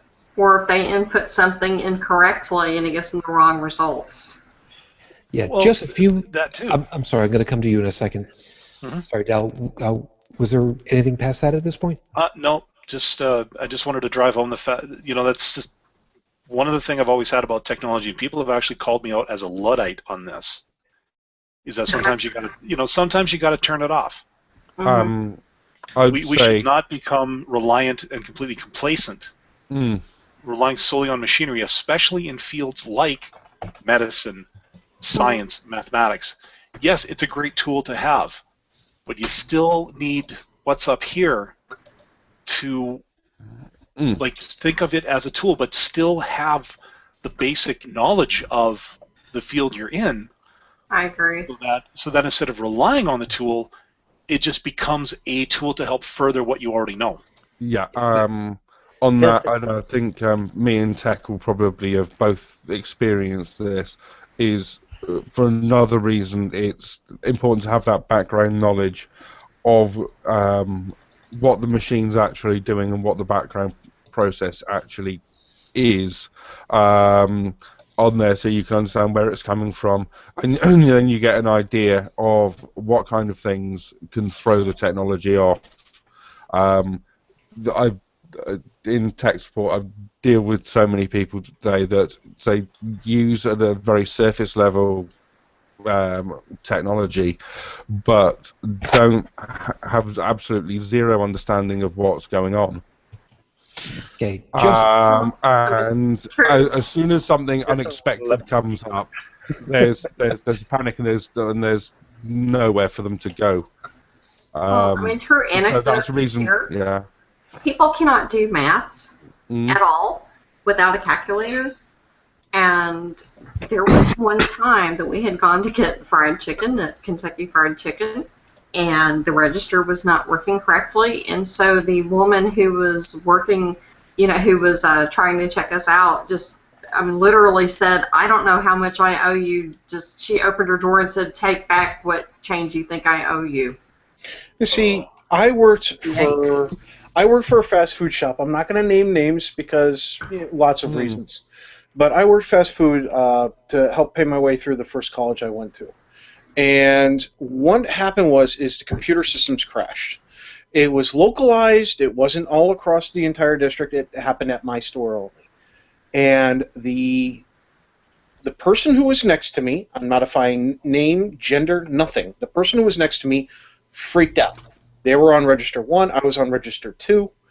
And I said, "What's wrong?" And they're like, "I don't know how to calculate tax." And I said, "Tax is 7%. That's 7 cents for every dollar." "Well, what if it's not a whole dollar?" And I said, "I'll tell you what. You take the orders. I'll figure out the math." And here I am with a pad of paper and a pen, writing down, because at that point in time, I knew what everything cost on the board. I didn't even have to have the prices read to me. I knew what everything cost. So I'm writing it down. I calculate the tax. I go, "Okay, this is how much you owe." And luckily, the young lady was competent enough to be able to do the basic math, which was addition and subtraction. So I didn't have to do what the change was. But I did have to keep a receipt of everything. And then, of course, the manager, about an hour later, came out with a calculator, a printing calculator that had a tax function. Of course, I got my meal free for that day. We had to do that one time too, but at least we knew how when we lost our electricity at the bookstore. Yeah. We were still going on. I worked as a beer vendor at a hockey arena for 3 or 4 years. Walking up and down the aisles, selling drinks. Some of them were so many dollars and change. Granted, I didn't have to factor tax in, but you've got screaming, usually drunk fans, because again, I was selling beer. I had to work it in my head. I had to get how much it cost, and then I had to get the change out to them, and I had to do it fast. Yeah. Again, drunk, impatient hockey fans. That's why here in the States they charge round numbers at beer at events that have alcohol, like $8 or $10 or $15. We still had 25, 50, 75 cents. Anything that was like $3.75, I had a real hard time with because, well, we all have our comfort zones, right? Well, if it's $5, it's $1.25 and change. I know. Yeah. And of course, we actually got to keep some of that as tips, but the ability for us to still be able to do that and not have to whip out a calculator is still important. Yes. And that's why I've always said, until you get into like high school or university, there should be no calculators. I would hold on, because Chris, hold up. Joseph's been waiting very patiently several times over. I've been trying to get over to him, and I'm sorry. Yeah. So Joseph, I'm sorry. I'm trying. Yeah. I just hope that you didn't forget. We've kind of passed that point in the conversation. But, I don't care. Get it. I just wanted to say, the difference between our brains and computers is that the computers, you've got quad-core computers. What computers lack is our multiprocessing ability, because basically our brains is like billions of processes working at the same time. So, well, didn't they actually show that the parts of the neurons of the brain were actually doing some pre-processing before it even got to the other sections of the brain? That's something else, Tech. Basically it can do pattern matching. It can take simultaneously, it can pattern match. Oh, by the way, the brain is super slow compared to a computer. A computer is single thread, depending on how many cores it has, but the brain can process, it can pattern match, and superimpose those patterns all at the same time. Pretty cool. Yeah, one of the things was on the Watson thing for Jeopardy. They said it was taking about 3 seconds to come up with an answer. Because which was about the same thread. time. It has to take a data, it has to go through the entire data set, and then take that conclusion, compare it to another go through the data set. It's linear. Yeah, and they were saying that's about the same time as it was taking the human contestants to do it. Mm-hmm. One thing was different procedures. Yeah, Watson was like massively bulkier than the human head, and was also using like about 20 kilowatts to do that, whereas the human brain was running on 20 watts. Because the computer has to go through the entire data set, whereas a human brain does not have to. Yeah, so we're still massively more efficient in that way of doing that kind of task. The one thing that computers are great at doing simple repetitive tasks very, very fast. Yeah, and I think one of the things that we can probably take as a takeaway at this point is to kind of part on that one. And Joey, really quickly for you on this one, because you right up your alley, things that like to go boom and make other things go boom. Targeting. Yeah. Well, that is something that we've experienced. You've done it in real life, and you and I have both done with specifically things like Kerbal Space Program, where we've seen what it looks like where the computer is doing some of that, and we've seen Mr. Scott Manley, who maybe one of these days I'll get him on, can show, okay, here's the math that makes it all work, and it's just doing it faster. Yeah. There are actually 3 things I wanted to address. I wanted to not jump in on anybody, but one, when I know I'm backtracking a little bit here, but with the medical thing, yeah, there was another element that nobody had taken into consideration, and that is informing the patient. You can have a computer, determine that you have a terminal illness. Do you really want a computer telling you in some cold hard voice that, well, you have this long to live? Given what my first cardiologist told me when I was in the hospital last time, I think I would have preferred a robot, to be perfectly honest. Well, yes, I can understand that there are some individuals where, it's kind of hard to tell the difference, but... Yeah, they all work with triage. I think that... You know where I'm coming from on that.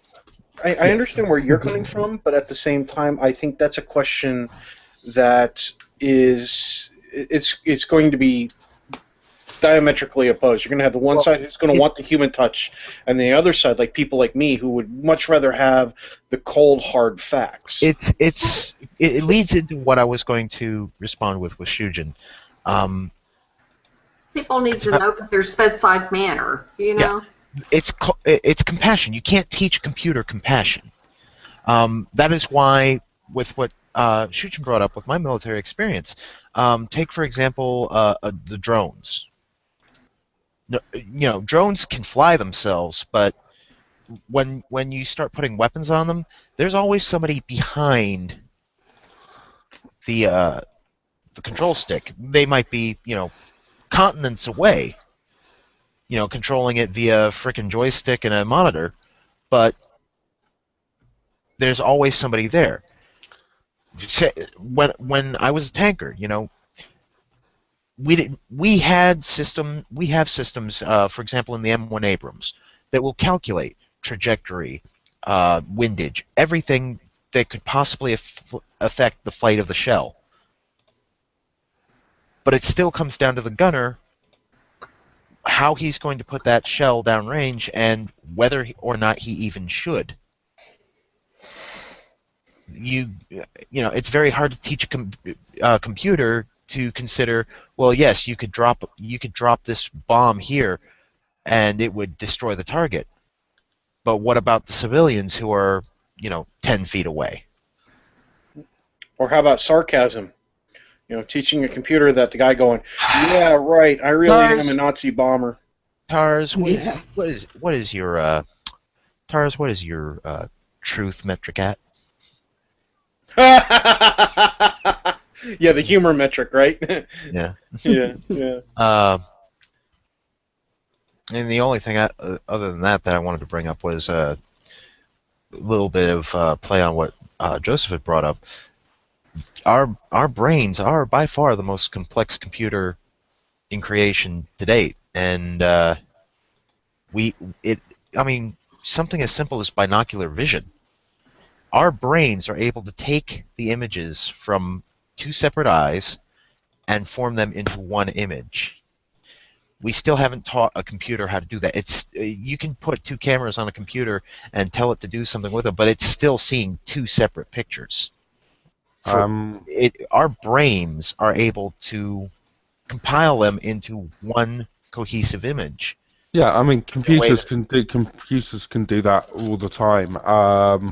On their so they obviously use a different method, but they're to composite an image from multiple sources into one.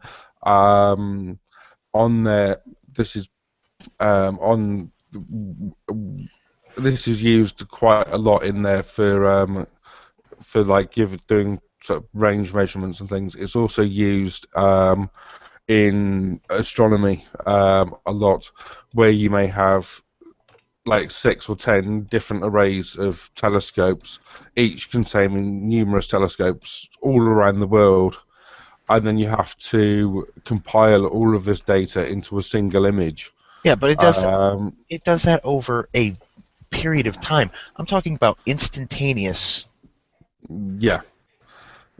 Say to do it. But the computers can do it with say two sources, probably just about as fast as we can, and probably better. On there, actually understanding what's in the image is then where they fall down.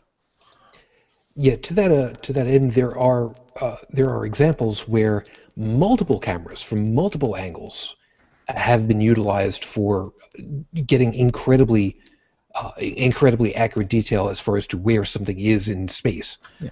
You have no further to look than some of the demonstrations of drones, these new quadcopter drones that are holding a net between like 4 of them, and they swoop around, they catch a ball in the air, and then they launch them back towards somebody, and it's amazing.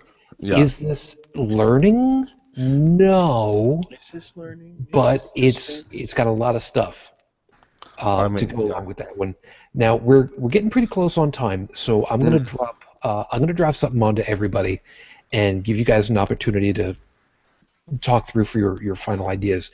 I'm going to take the beginning on this one because it's a little bit esoteric, and I want to give you guys a fair enough time enough to get to it. And I'm going to end up going backwards through the roster for everybody. So Joseph, you're going to be first off when I get to it, and I want to open it to the idea of knowing what we have now.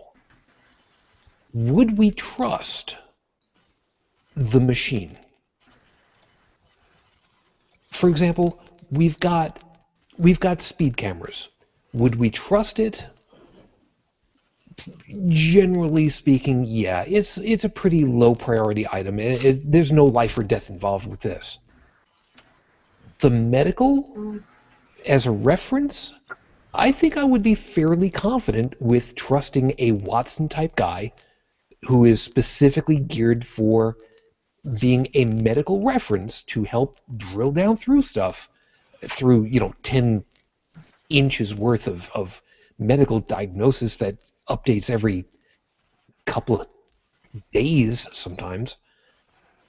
For law, for stuff that gets much more nuanced, stuff that's soft science, it gets really, really harder for me to want to trust it that much over a human to make the final choice. Again, as a reference, it's useful given the number of court decisions there are and precedents and stuff like that.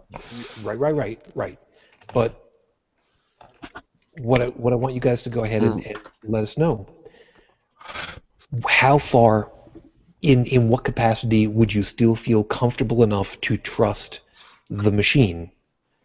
Like I said, as a reference, as an assistant, I can still see that as being a very helpful thing, and I would still lean towards that as being, yes, go ahead with that.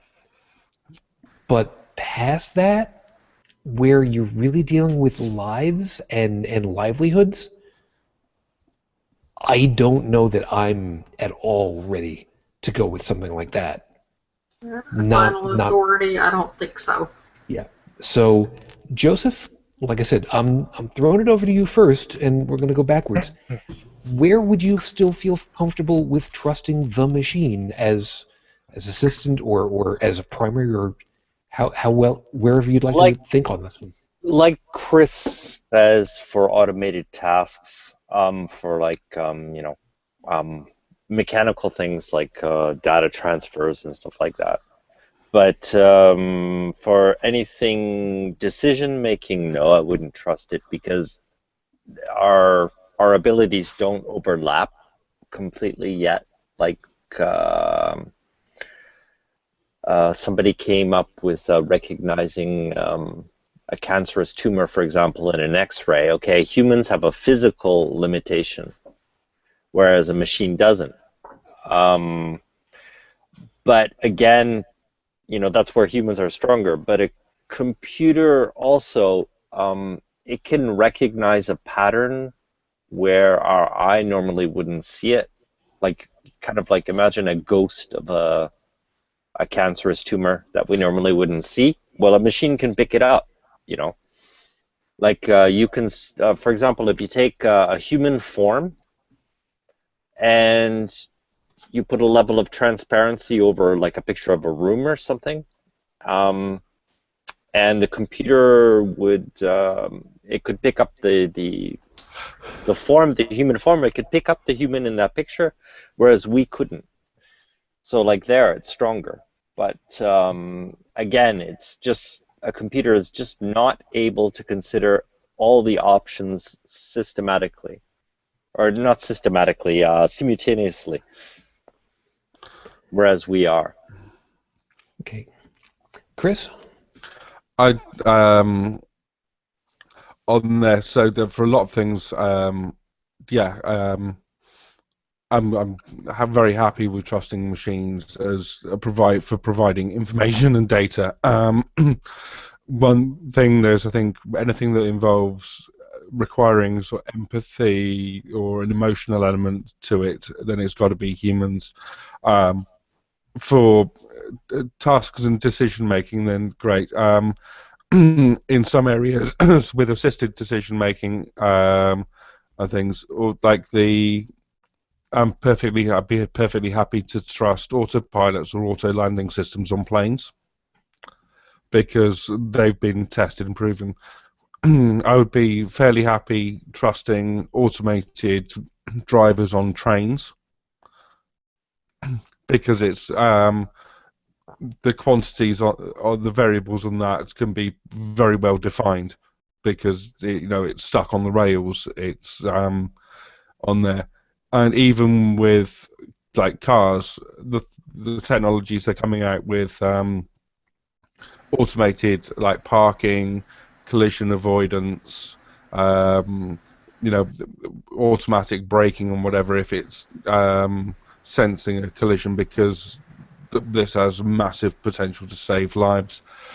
As for the fully automated driving of cars, I think that's going to come in, and I think it's going to be very reliable and save large numbers of lives. I don't think the current versions of it are up to it quite yet. We'll get to you. Don't worry, Bridge. Squeamish about that. You'll have your chance in a second. And I think a lot of the unease a lot of people have is because they may not understand. Humans are really bad at assessing risk and probabilities, whereas that's something computers can do because they can just like add up the numbers and get what the risk of an event is as a percentage, and so say a human being would also feel much more comfortable when they perceive that they're in control of the situation. So like people feel like they're in control whatever when they're driving, but there's a lot of human beings that are really, really bad at driving. Mm-hmm. And there's a lot of damage to people and property that happens because of that. And I think that's something that in the future computers will be able to do better on there, but obviously there's a lot of bugs to iron out first. Yeah, that's the truth.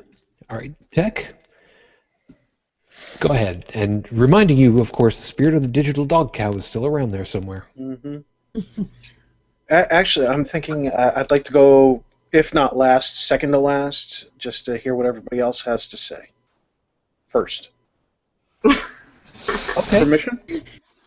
Okay, if that's where you'd like to go, okay. Because it may shorten what I have to say, or it may just leave it intact. All right, fair enough. Joey, in that case, I'd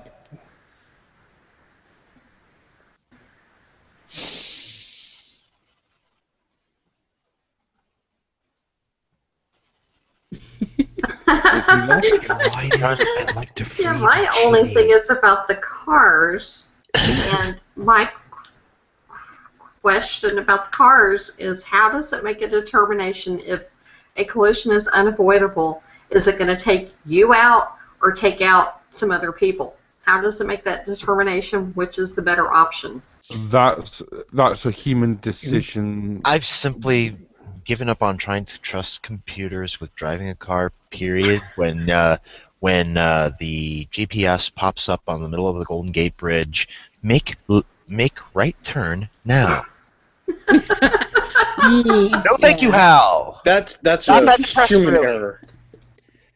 Okay, so all right, so Bridget, what did you actually want to finish off with? Yeah, I mean that was my question. It depends on who programs the car as to which option it will take. Which is the better option, to kill the driver or to kill some other people if there's going to be a collision? Fair enough. Yeah. All right. Well, hold it. Heretic Woman? That is a good question, because is it going to be programmed to only protect who's in the car, or is it going to be programmed to be able to assess the complete situation? That is a good question. And for me, I'm a lot more comfortable at this stage with machines being arbiters of information, but leaving the interpretation of said information up to us for the most part. I can see it being useful for us to be provided with options of, hey, maybe you could interpret it this way, or this way, but in the end, for us to be the one saying, that doesn't quite work. I think we're better off this way, because we have things like intuition and, experience where in our humanity, where a machine can look at probabilities, and probabilities have value, but a lot of times humans have a way of screwing with probability, and we can't leave that factor out, really. So Okay. Dal? I guess echoing what everyone else has said, and Heretic Woman put it great as arbiters of information. For that, I would definitely trust a computer or some rudimentary form of AI in that respect. But there's still, like I said before, that 10%, that X factor, that requires qualities that exist in the human consciousness that do not, as of yet, exist in the mechanical or digital world. Now, it's one of the reasons I really wish I could live longer than a typical human, because this generation, like our generation and maybe the one after that, will not, I don't think they'll see the kind of, I don't think within the next 2 generations we're going to see a Dr. Theopolis or something close to it. But in future generations, that which we fear of the so-called robot overlord may become more and more acceptable. I mean, think about now versus, let's say, the 70s. If you brought somebody from the 70s, like from that day, brought them 40 years forward now, and they saw our reliance on computers, they'd think we were slaves to them. So if we ourselves now jumped ahead 40 years, maybe we would think the same thing, but to them, it's the world. I think that, like I said, that which we fear today, 40, 50 years from now, will be accepted. Yeah, I mean, they'd probably still be pissed off that about the lack of jetpacks. It's like, your parents going, ew, what kind of music is that crap you're listening to? And then, but their what their parents listen to is like lame, and yet when they started listening to it, their parents was like, what's that crap you're listening to? And so every generation kind of looks back and goes, well, that music was lame. Ours is cool. And the previous generation goes, you're whack. What's that crap? You know what I'm saying? Like it. Well, let's what about fair. Now? I mean, a lot of music today is crap. Yeah, and I mean, let's face it. But we're throwbacks to how many years ago? I guess. I love 80s music, and there's a lot of people who would look at, say, like if my great grandmother was still alive and she heard, synth pop from the 80s, she'd be like, that's noise, that's not music. And so we're looking at some of the stuff now going, ew, that's noise, like, what is that? Because that's not how we evolved to appreciate as music. There's always going to be outliers of people who like to stay current with everything and really have an appreciation for new stuff, and I kind of try to, but in a way I get comfortable with the style of sound that I've grown up to appreciate. So when something comes along that's really out there and different, I'm kind of like, ooh, what's that? Yeah, but regardless of your taste in music, whether it be for a few years ago or whether it's current, just 2 words: Justin Bieber. Oh, yeah, Lord. again, yeah, need I say more? This is a brilliant thing about human memory and human assessing of what's out there, because now looking back at the 80s, decade of all the music produced in the 80s, you can pick out like the best music that was produced in the 80s on there and think, right, that's great. If you were to actually go back and look at the music as it was coming out, like every week in the charts in the 80s, you probably see then an immense amount of crap that you'd forgotten because it was so crap. On there. And so that contrasts with, as you're seeing the music of today come out week on week with the full like variety of it. But what I mean too is, if you look back at it in 10 or 20 years time and just sample the best bits, then you probably forget Justin Bieber, for example. But I've been told that in his day, Beethoven was considered like a metalhead, right? He was so avant-garde, and people, his peers, looked at him as an outlier, and someone who's doing all, like that evil Elvis guy in his hips kind of thing. And now we look back at that, and it's like, well, that's very, that's boring old classical music. Like, now, of course, I love it, but I'm talking about, some 13-year-old that's being told they have to listen to it in music class going, ew, that's not like Jay-Z, But this is my point about things that we were afraid of back then, because, back then rock and roll was evil. It was, wait a minute, are we seeing that in some of the southern states still today? But the thing is, that which we feared then is now trivial. Yes. And who knows what's going to happen 50 years from now? I'd like to be around for it, but... That's like when you watch a music video that was considered, scandalous back in the 80s, and you look at it now and you're like, that would get like a G rating, Yeah. Again, so like moving forward, the next, I'd give it 2 generations. So, my nephew / godson, they're expecting their first child here very soon. Yay! That generation, that kid's generation, I think is going to grow up to be a lot more accepting of things like the self-driving car, the self-navigating whatever. And it will be that, I think it'll be that acceptance that drives us forward to research into it even more, to eventually we do get the AI that, that could someday maybe not an entire council of machineries govern, but could you imagine the first AI in the Senate or the first AI in the Supreme Court? In the 200 Senate, years from now, it could happen. Okay. Yeah, that's scary, because if it's a Republican, it could filibuster for 4 years straight as long as the power case stays on. Yeah. That's why, always. They're not going to stop to draw breath. No, Chris, just remember, the emergency off switch is between the shoulder blades. As long as you remember that, you're good. That's right. Keep it out of the sunlight, no solar panels.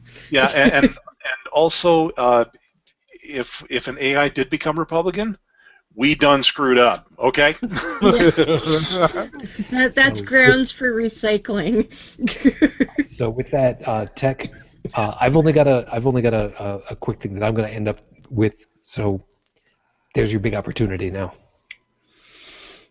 All right, with everything that's been said, I think for humanity to accept artificial intelligence, not computers, artificial intelligence to actually be a governing body, there's two main factors that the artificial intelligence itself will have to focus on. One, the concept of human evolution, both at an individual level, but as well as a societal level. That when humans go to sleep and they wake up the next morning, they're a different person.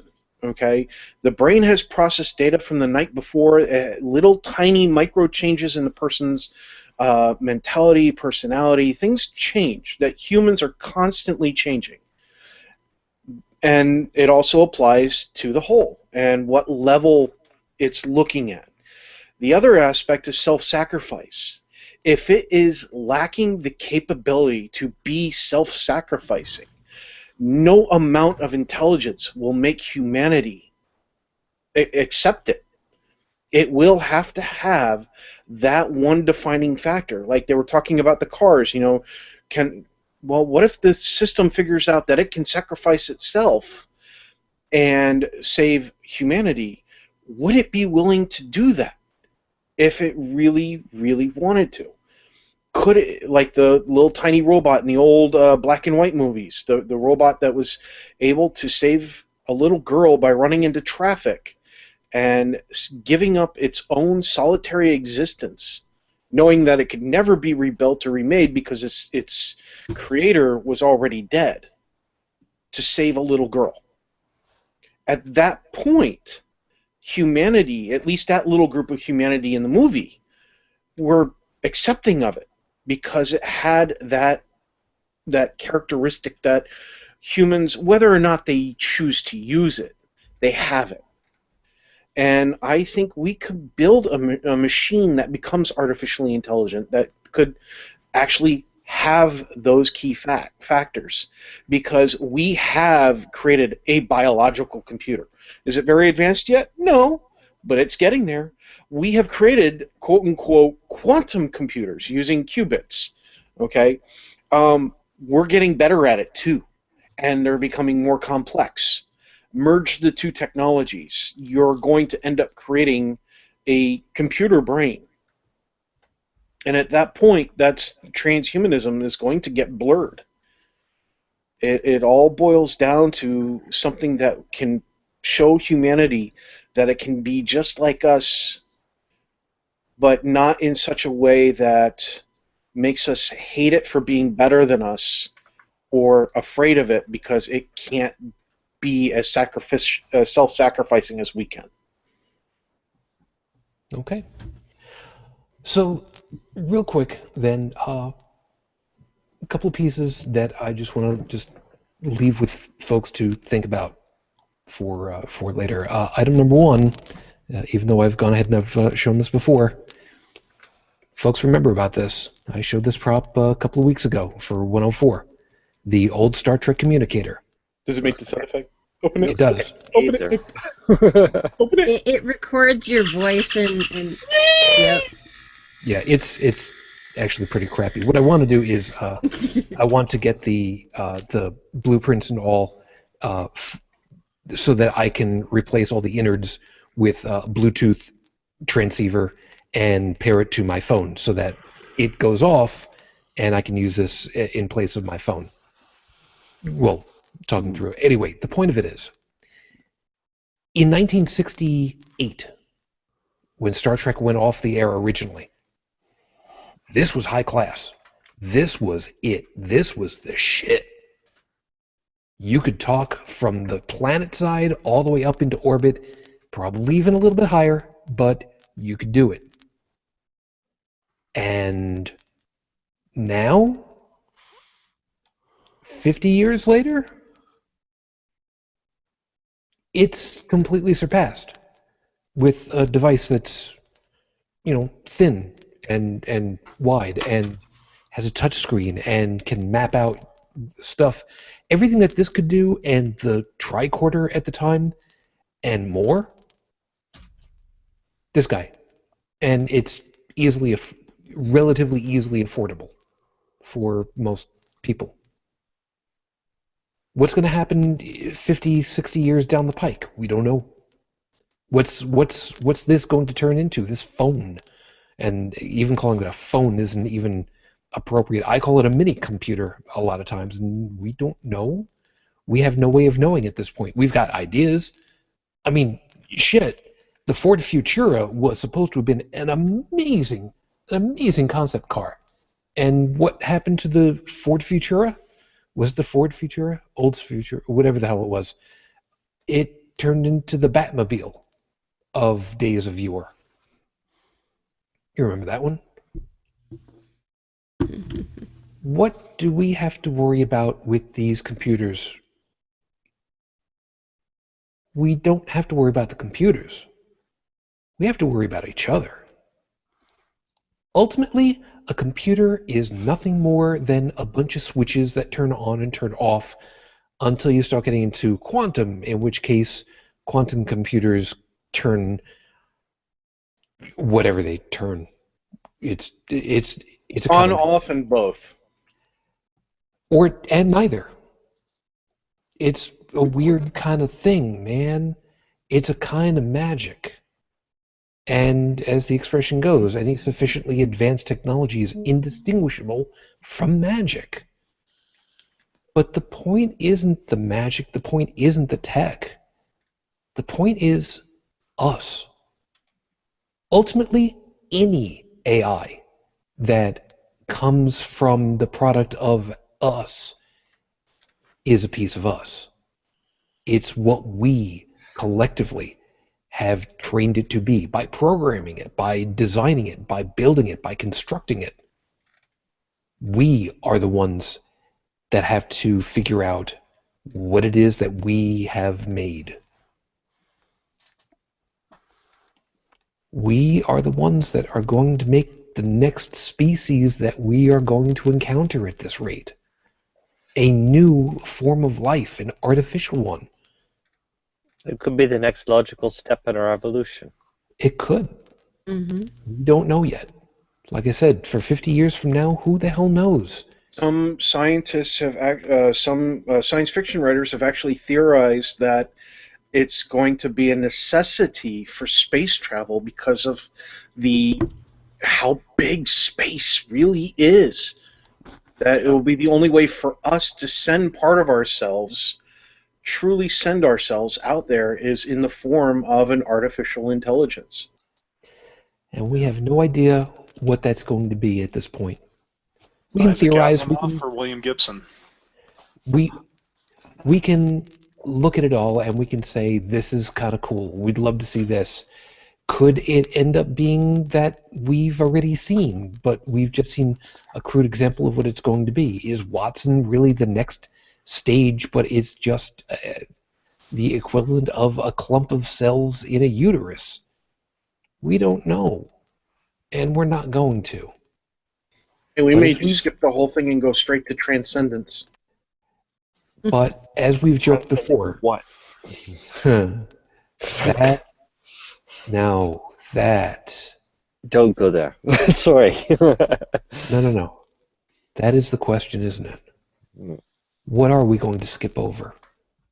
What evolutionary stage is there that's ahead of us? We don't know. And chances are we may never know. We, us individuals. But as we've joked before, if you're watching from 3278, I know I'm going forward. Usually it's a little earlier than that, but we don't know where we're going. And we don't necessarily have a direction yet. We're feeling out in the dark. We don't know what's out there. We're playing connect the dots. No. We're trying to find out if there are dots. And isn't that ultimately what the human condition is all about? Trying to find out what is there that we haven't seen yet. I love that idea. As always, everybody, thank you so much for being with us for tonight. We hope that you've enjoyed yourselves and found something interesting in all of our opinions and pieces. And Hope that you've given it something to think about. As always, we go ahead and thank the panel tonight. Joseph, thank you very much for your time. You have an enjoyable morning. And please go ahead and plug all of the things and show Heretic Woman that you can actually do her job for her.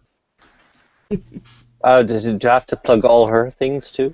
You know what? What you guys do on your weekends is your business entirely. I got nothing to do with this. I did. Oh! Thank you for demonstrating how your brain works. Okay. Oh, geez, I could have told you that. Yeah, but that didn't even register. AtheistApocalypse.com. And when is season 3 starting, Deborah? And is season 2 even done yet? Actually, it's starting soon. Oh, not season 3, season 2. Mm-hmm. Yeah, there's supposed to be an episode coming out this week, I believe, on Monday. See, we just work on this thing. We don't know when it's coming out. It's in my phone. It's in my phone, you know. But yeah, there's an episode coming out. Okay. So thank you, Chris. Thank you very much.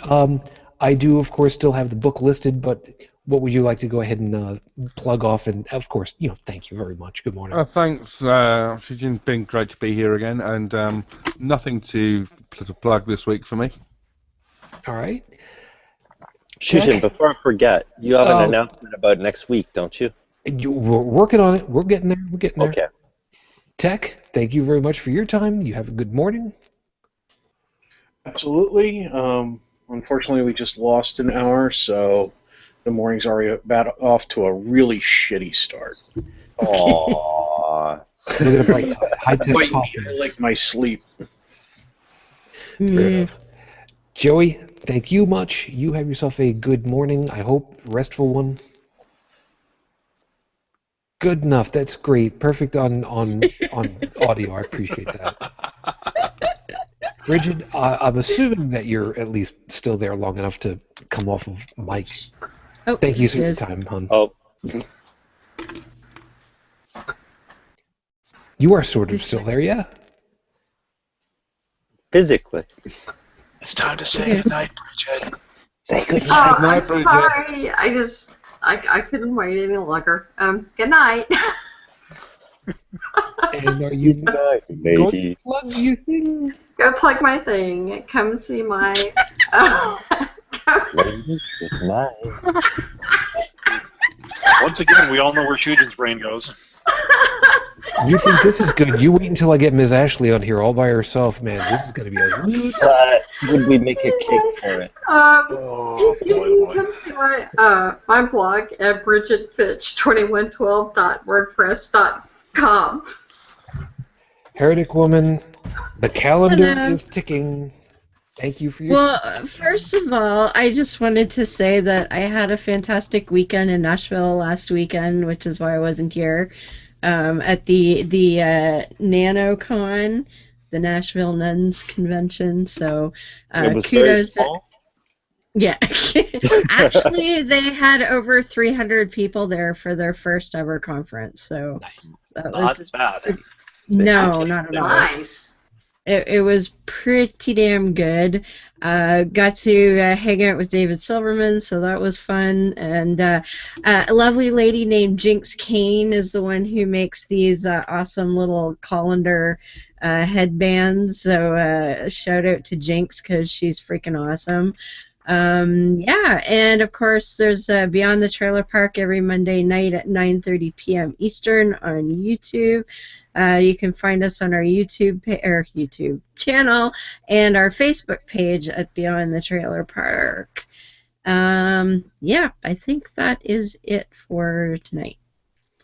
And of course, a collective happy birthday to you. You had fun down there. Yes, and happy birthday to you. Yes, thank you. It's a good month for that. Yes, it is. Yeah. And Mine's because I share birthday with Mr. Bill Robbins, so happy belated birthday to Mr. Bill out there too. Oh no, Mr. Bill! Oh no! Yeah, y'all beat me to it. Yep. Actually, I wasn't going to say anything, but you went and did it anyway. Sorry. Okay, Dalan, thank you so much. And I can go take ahead. the high road on this one. Good luck. You can't see the high road from where you are at this point. Hey, this prescription is pretty damn good, let me tell you. That's a good point. Anyways, what a spectacle. Anyway. See, this is what happens when you do a show this late at night. The goofy comes out. Early. Yeah, early, late, whatever. Anyways, thanks a lot for having me. For plugs, of course, I've got the new blog that I've got, Random Thoughts of a Virtual Tiger, at robotechtiger.tumblr.com. I also want to plug something else which kind of sort of dovetails into tonight's show. It's an old podcast that I listened to a very long time ago. It was more of an audio drama, but it had one interesting subplot about the internet itself gaining sentience and eventually becoming an entity known as server. The podcast was called Tales from the Afternow. It was done by a brilliant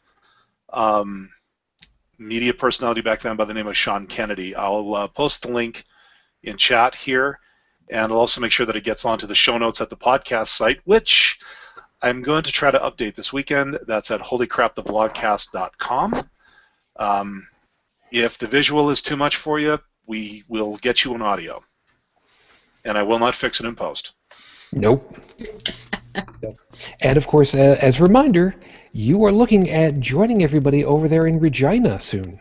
Yes. I really want to get to this. This is Shift to Reason. I think this is the first one. Yes. It's happening on April 30th in Regina, Saskatchewan. They got a couple of heavy hitters coming to this one. They got Seth Andrews from the Thinking Atheist. I believe Aaron Raw is showing up. They have the whole unholy trinity, from what I understand. So then we got Matt Dillahunty as well. So we're talking one hell of an A game here for a first-time con. Yeah. I really, really want to get to that thing. I'm gonna try to get my tickets and everything, or get my hotel room because I can actually drive there. Nice. So I can get my hotel, get my reservation all set up for the con itself, and who knows, maybe I can let a few people know that we exist. That'd be kind of fun. Yes, indeed. Absolutely. And for those of you that might be snickering a little bit, yes, Regina is a real place. Cut it the hell out. It's not like Shaboogamoo. We had some fun with that on No Religion Required 3 or 4 weeks ago. You should have heard Bobby try to say that. No. It's not any worse than the Hitty Titties and the Malakitties. Yeah. Yes. Those of you that don't know what we're talking about, you should just really just Go listen to their Look, show. folks, Yeah, it could have been worse. The con could have been held in Dildo, Newfoundland, okay? I know, exactly. That's true. So Remember, as bad as you think it might be, trust me, it could be worse. it can always be worse. We know that all too well. So I am not going to be here next week because I'm going to be up in Toronto, and this kind of dovetails into something else. I'm going to be up in Toronto for Fernal Equinox. I'm actually volunteering this year, plus I'm going to be doing I'm going to tell you guys, the Furry Femme shoot there. I will be DJing several times over, especially the music for the Frusuit Parade. Why am I telling you this? Because just yesterday, I was on a recording with the Atheist podcast group, and we talked a lot about the fact that I am an outspoken furry and brony and atheist and skeptic and podcaster and father and soon to be unemployed and a whole bunch of different things. And they were like, we're over here, we're the podcast with no filter. So, just wanted to warn you. And me, I'm like, motherfuckers, you don't know what you got yourselves into. And boy, let me tell you, they had no idea. And they were just like, wait, I've never met a furry or a brony before. And I'm like, you've never met one that has let you know that they are. So we talked about a lot of stuff. I don't know when that episode is going to be coming out. Should be within the next day or so. But check them out over on Facebook. I will make sure that there is a link in show notes for myself too, when their show goes live. You know what? I'll just put the Facebook in there anyway, and just kind of work from there. Yeah. Oh. Yes. Sorry. I was going to say just if we still have any listeners left after the whole thing about admission about being a furry, I do want to make a special note of this. Not too long ago, there was a FurCon up here in Canada, in Vancouver, called Vancouver. Now, no, just wait. Yes. You know what plays on? Hey, look, there's one up. There's actually one up here in Edmonton next month called Foray. Yep. I actually know a lot of the people that organized that one. Great con.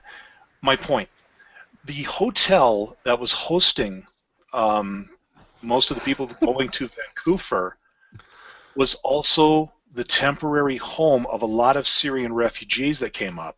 Yep. They met, and it was glorious. The kids went nuts seeing all these fursuiters. There was dancing, there was hugs, there were kids laughing, and just having fun. Very cool. And to anybody out there that you're like, oh, they're just a bunch of perverts. Okay, look, you want to debate this at some point? Step up. I've got a few things to say. All I'm saying is that you look at something like that, you realize that fandom, it's a hell of a thing. Go looking for it. Throw it up. Go look on Google. Look at all the YouTube videos of the kids having a blast. Yeah, you're going to be surprised. Yeah, I'm going to make sure that there are a couple of links to a couple of those videos, including the Vimeo video of Uncle Kage talking about answering the question of who are we, the furries. I don't know if you had seen that one, but I basically paraphrased what he said when I was talking with him. But meantime, we'll take care of that. Like I said, I will not be here next week. However, apparently the mice want to run the roost while the hen's away or some such thing, whatever. So okay, hold on. Okay, you are a tribble. If anything around here is resembling a small rodent, it's you. This is true. This is true. So when the mice are away, the cats are going to play. You haven't seen what's in my pants. So we're gonna go rogue next week. Is that it? It would appear so. Basically, it's going to come down to Or just commando. Okay, well, I gotta figure out who knows how to run a damn hangout besides me. I have ferrets. Volunteering to... Your tech support? well, Ferrets can come out and play. Well, basically, it comes down to this.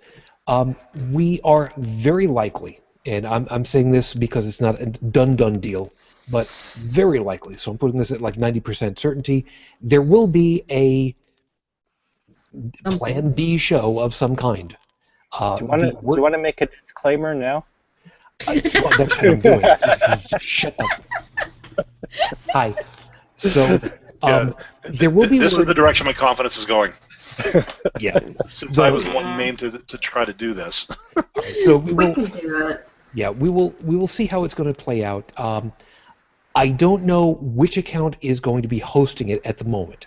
However, I will let you know that I feel confident enough and comfortable enough that I would be willing to turn over the keys to Dalan to run the main account itself so that everything stays on here. However, it may not be through this one, no matter how it plays out. Somebody will end up putting it and posting it through minimally the Facebook group. So if you're not already liking and watching the Facebook group, please go hunting that down, facebook.com/holycrapthevlogcast. Word will get out through that minimally.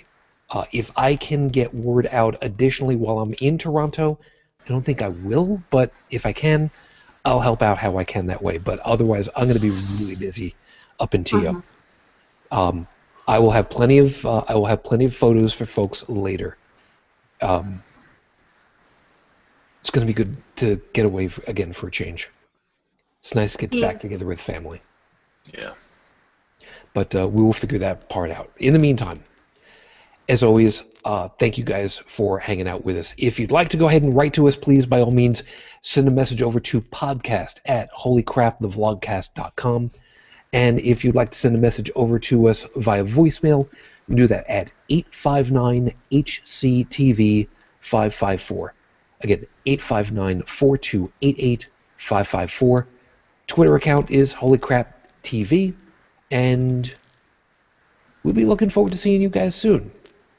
I'm really kind of concerned what's going to happen with this whole thing with me not being here. This is really weird, man. But Favorites. it'll be good. It'll be fun for you guys, and minimally, it's going to be interesting for me to hear what you guys end up talking about without me in the picture. Who knows? Maybe you. I'm gonna call it all about Tribble. Everything you ever wanted to know about Tribble was afraid to ask. Everything you wouldn't let us say before. Yeah. That's The trouble with Tribbles revisited. Yeah. Trials and tribulations. Or how many tangents can we go off without someone to try and hold it together? Oh. Do that anyway. Joseph is usually good at going. Yeah. I think we'll just call. I think we'll call next week episode trigonometry. Dalan, does the name Voltaire ring a bell? You know of which I speak. Want me to pass along a message or something? That could be the next. That could be the next one. USS makes shit up. So with that, good night, glory hole MFers. I appreciate this. Wrong show. You say that now. So help me, if you get Tom and Cecil on while I'm not here, so help me, I'm firing a lot of you. By the way, David Silverman really liked my glory hole shirt. Good. Thanks for the idea, Shujin. So with that, we need to get our asses out of here because it's late, and you know what? Caffeine's just not doing it anymore. So, me, I'm gonna use. I was gonna make a joke about head and Betty Boop and whatever. I guess we'll just have to wait for that one for later. Be safe. Seriously, you all be safe out there. We're really looking forward to having you back. Meantime, as always, I wish you all the peace I no longer have. I wish you the strength that I've learned. I wish you well. And of course, my lady, 10.5 years on, I'm still in love with you. Matane Fujin, I love you and I miss you. Dream of me. So until the next time we get together, everyone, as always, good night.